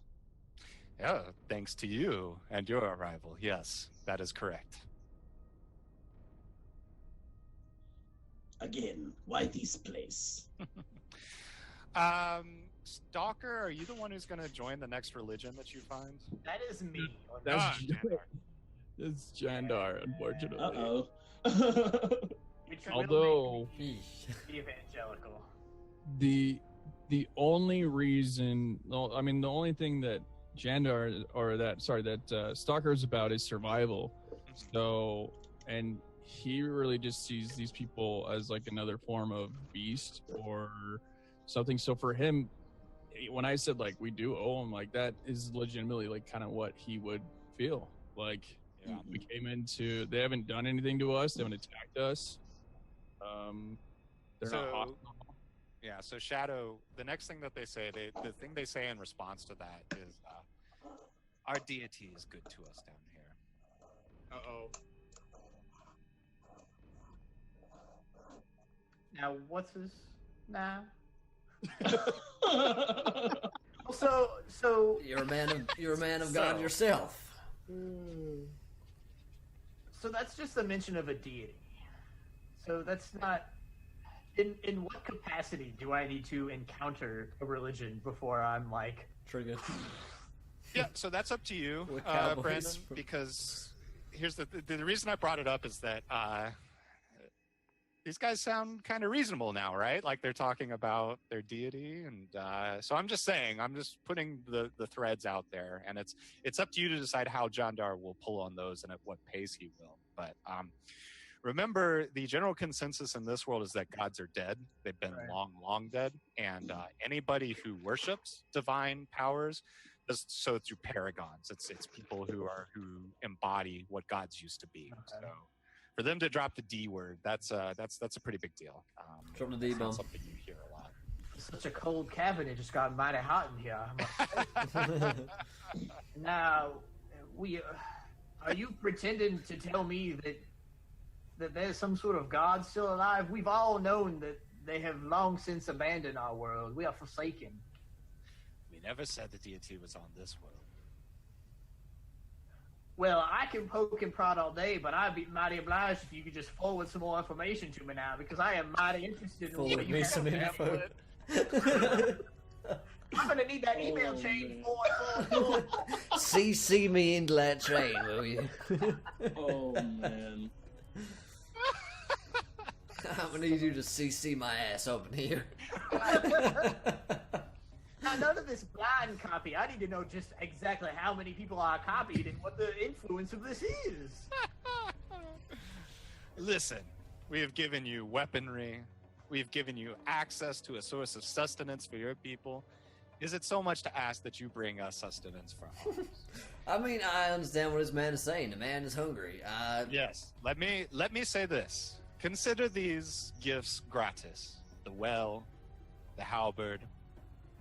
You owe us nothing for that, even though you took away our supply of food. We're willing to give you this for free. If you find our conditions agreeable, on your own timeline, whatever makes sense for you, all we ask is one civilian, one weak old man. I got one mind. Why, I've got just the target for you. Just bring us. It would provide sustenance untold to us for so long. Real quick. So they were talking before, and when we were kind of like hesitant on the deal, Yep. I feel like I'm remembering they indicated that they would be able to feed themselves whether we agree to it or not. One That's way or correct. another. Yep. Okay, just making sure. They did imply that. Okay. Cool. Well, I say this. We take our own time. We ask. We ask them just to give us a little bit of time together and see what we can come up with here. Between now, ourselves. friends, you said before that you would be able to feed yourselves whether we agreed to this bargain or not. Yes? Indeed. That's correct. That's so. Nah, so you want us to be bringing you the food. But if we did not agree to this deal, could you enlighten me as to how you would be taking the food for yourself anyway? Because you Well. seem awfully hesitant to be leaving these dark caverns. We would go to the surface, take as many as necessary to rebuild our vessels that you destroyed. So one at a time is much better than all at once. And on your terms, no less. Now, what if, Very generous. and I'm just speaking hypothetically, of course, don't take this the wrong way. What if we had someone that may not be quite willing, but that we needed to get rid of? How would that play into our bargain? My Those eyes are just terms. like shoot right over to you. Those are terms that we are not interested in. All we care about is a body produced. All right, we've given this man enough of an audience. I think very reasonable deal. Why don't we go back and have a think on the situation away from this dark, skulky fucking place? And Hold on, I say they've only sweetened the deal for two of us just yet, and I don't tend to let my other constituents go unpaid. What about my friends? you intend to murder your constituents for payment? I do not intend to murder any one of my constituents. My constituents are my friends, and my friends are not my enemies. I think we all saw you with Commander Kaylin back there pushing her off that there tortoise. And if your consideration is to assume that she is a constituent of mine, you would be mighty mistaken, my friend. She is not a constituent or a friend. She would be an enemy of mine. I sense a Venn diagram might be needed. The 10 figures are just like grabbing their heads. Please give us a body. All right, we'll get right on back to you. Our people will talk to your people, and Now, how soon do you need your first body? How hungry Yeah. are you now? We're okay for a time. We Now, wish that for doesn't mean damn anything to me. the point. Jandar, the voice thing's happening again. That doesn't mean damn anything to me. Well, damn. Gotta slip sometimes. Our point is that we want this to be make the retrieval of bodies on your own terms. We don't wish to rush you. So So is it that you're hungry and need to eat immediately, or is that you're hungry and you can be fed whenever we damn well please? Ooh, the spicy. bodies of which you disposed of gave us sustenance through the ooze inside them. This was acceptable, but a truly living creature would give us strength, and the proper strength that we need to thrive. What guarantee do we have that, should you acquire this strength, you do not come and kill us all? We don't want to kill you all. In fact, we want to share with you. Or rather, enslave us. Oh, Keep us for your whims. no, slavery. That's not a belief of ours. We just need to thrive out here, much like you. Someone else help. I rolled crappy. Real crappy. This insight. Oh, baby. Damn it, Tex. I You mean, really get the sense that this group of 10 are trying very hard to survive, and they you guys are getting stupider by the second. No, it's very clear to you that if you guys have anything in common, it is that you both are here in Arum and you both want to thrive. Not just survive, but thrive. You have that in common. That appears to be all we have in common. And it will say, and so the main figure at the middle table, who Shadow, he said his name was Eris. They said that they don't really use names anymore, but Finnegan asked for a name and gave Eris, and so Eris says at this point, remember, some of the wealth that we're offering can be knowledge. We can teach you about what happened here. Is that not what you wish to find out? What There are else? other ways to glean this knowledge. That's true, and we can make it very hard for you to get to them.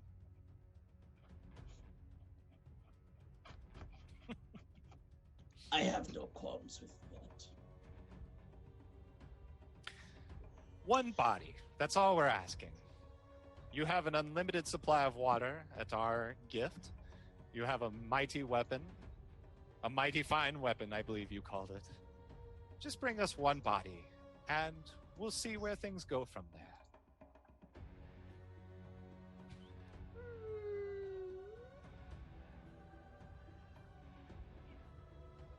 We will discuss this. Why don't you continue talking amongst yourselves, and we'll get back to you with a final answer. Sounds good to me. Ah, that's fine. You said that you could go to the surface to get your food. Anyways, you would go up and get a bunch. Mhm. I don't. But you don't want people to know who you are. How would you accomplish that? I'm not smart enough. Sorry, I am not smart enough for this. Obviously, my insight was like under 10. Mm-hmm. Yeah. I have an intelligence of 13 or a +1, and I was going to go less than that just for the hell of it and the charisma, but Okay, so anybody who wants to react to the thing that is about to happen very quickly can make acrobatics checks. And Stalker, I need you to make a dexterity saving throw. Jesus Christ. I might want to. I guess I'll do it anyway.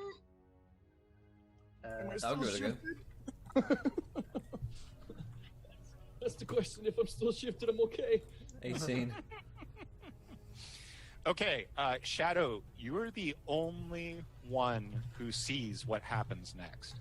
And Aris, who you've been talking to at the center of the table, in a flurry of his black robes, bounds over the table at a lightning fast speed and leaps across the room until he is behind Stalker with a hand at your throat. And would I be capable of, in my reaction time, like having a dagger up, pointing it at him? yes, absolutely. Awesome. That's something you can yeah. And so in the blink of an eye, and Shadow, the rest of you, it's like, why is Shadow drawing his dagger? What's happening? And that dagger comes out, and as the dagger point lands at the face of the figure that is now behind Stalker, he says, "We have means." Why are you down here? Stalker, I think you've wasted this man's time enough of your questions. Let's get your ass out of here, boy. Did you just see what I did. what he's doing? These men are not to be messed with. But I'll look at this Aris straight in the face and I'll say, "Step away. We will discuss this." His hands go up, and he steps back. He has no problem with this. Can you do this in the daylight? He shrugs and nods. Are you convinced by this shrug? You can roll insight. You can roll insight. I'm not sure I'd buy it. Okay. The problem with that response, Shadow, is now you can't tell if he's trying to make you think that he can't, or if they legitimately can't drive in the sunlight.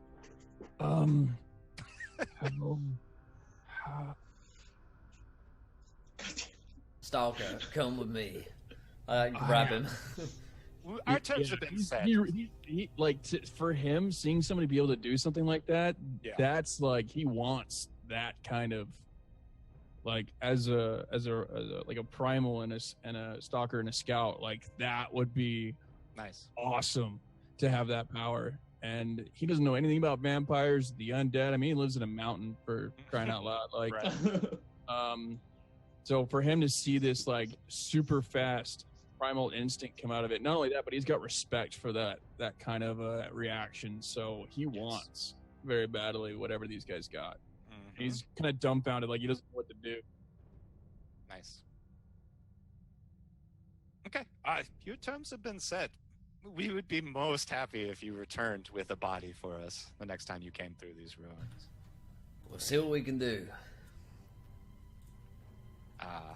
We will seal the door behind you and open it when only you return. Agreed. All right.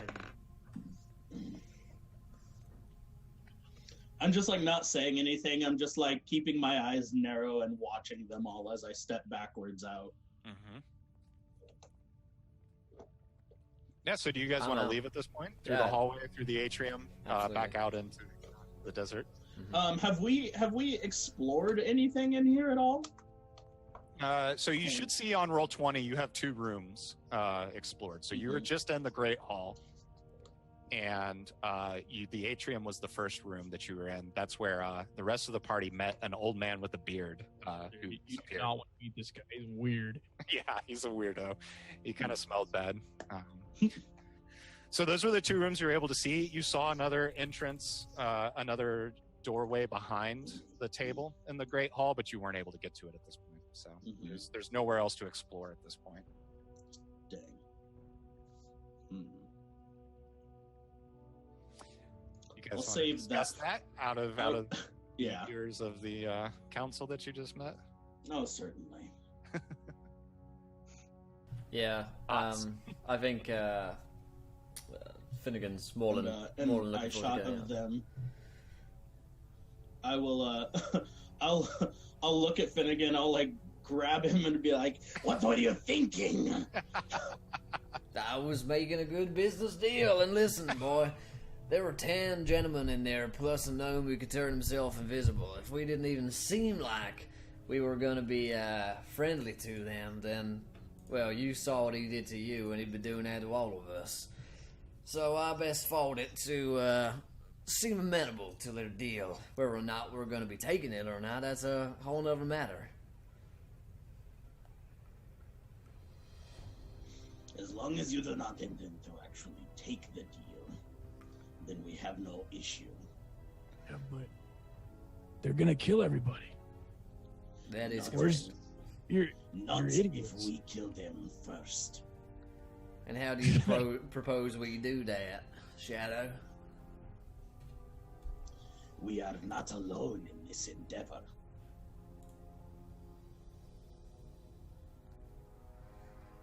I think we'd best take some time to ourselves and and each just... I've got a well to get back to. Excuse me, gentlemen. He's off. Go ahead. I would assume I would go back over to the cloak dudes to let find out if they know anything about what's underneath here. I mean, I did make a vow that I wouldn't say anything, or well, I didn't, but Finnegan did. I might, just let it slip and see if they have anything to offer. Okay. As far as protection goes, what we can do against these things, or just say, look, we found something underneath there, we got to get out of here. Nice. Yeah. Put a pin in that. We'll save that conversation for the next session. Mm-hmm. Okay, so as you disperse, so right outside the door, which is sealed at this point, and also you guys have your new gelatinous cube friend that plorps aside open and lets you pass through it every time you want to go to the ruins. Once you get back up into the above ground ruins, things have changed. So people have started to sort of build up you guys weren't down there for that long, so people are like just getting the groundworks of doing proper buildings, but something else has happened. It's something that you all recognize from Rygal. This is let me switch us back to the characters page. Because as you get back out into the ruins of Arum, you see that the lawmaker, Ophelia, she has set up a court, essentially gotten rows of seats and tables and set up a court with sort of a cleared out area in the middle. And and standing in the middle of the court is Commander Curiel. And she turns around and sees you all reapproaching, and she sees Jandar, and she says, yes, you're just in time.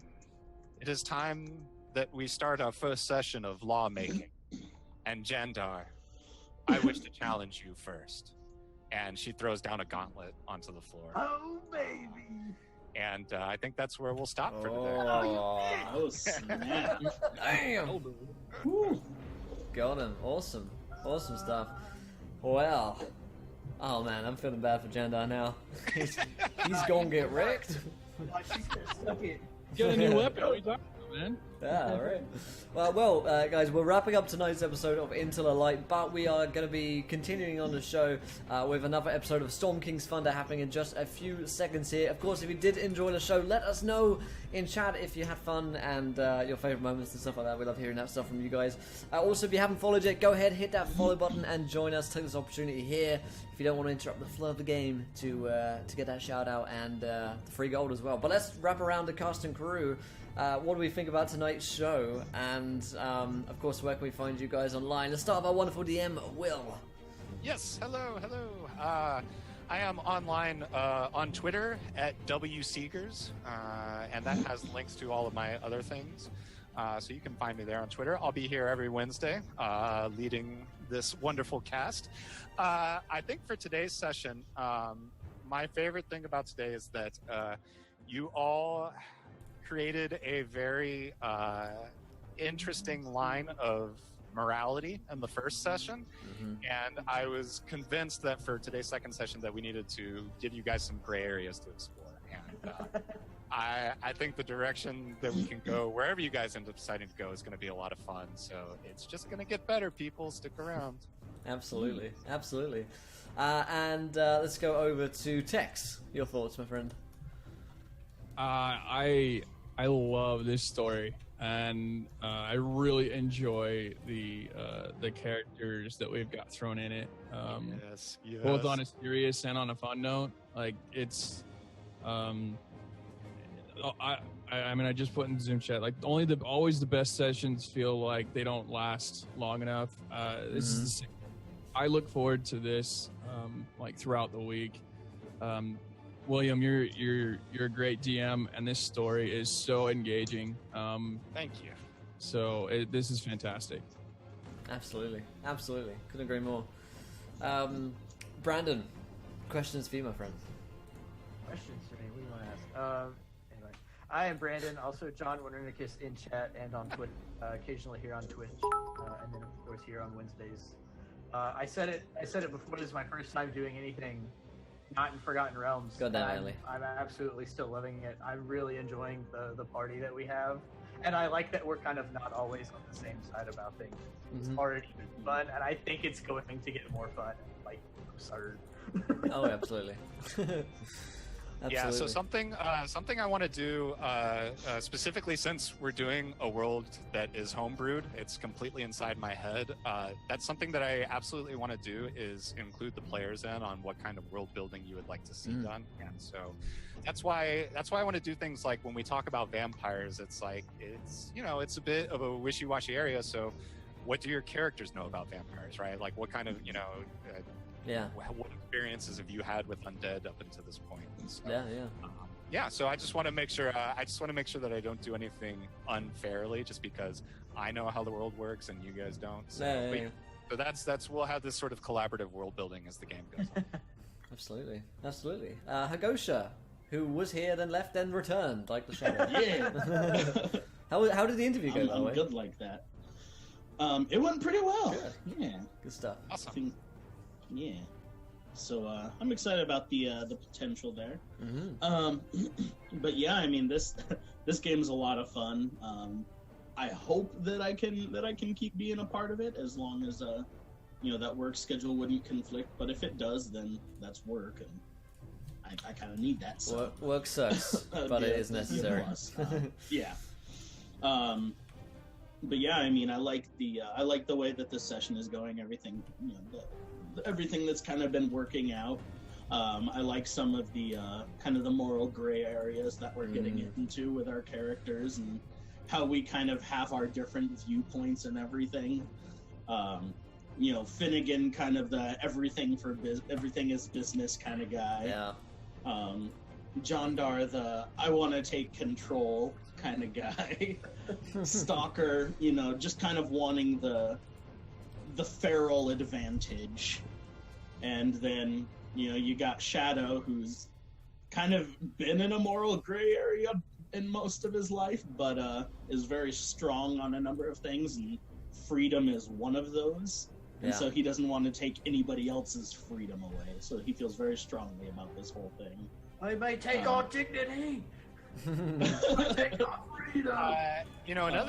Another interesting thing about Shadow is that in the last session during your meditation, you saw people who were loosely related to you, like they had weaponry. Yeah. And so far they have not turned up. So yeah. There you go. So that's we'll see how that ends up going. And so I'm excited. Absolutely.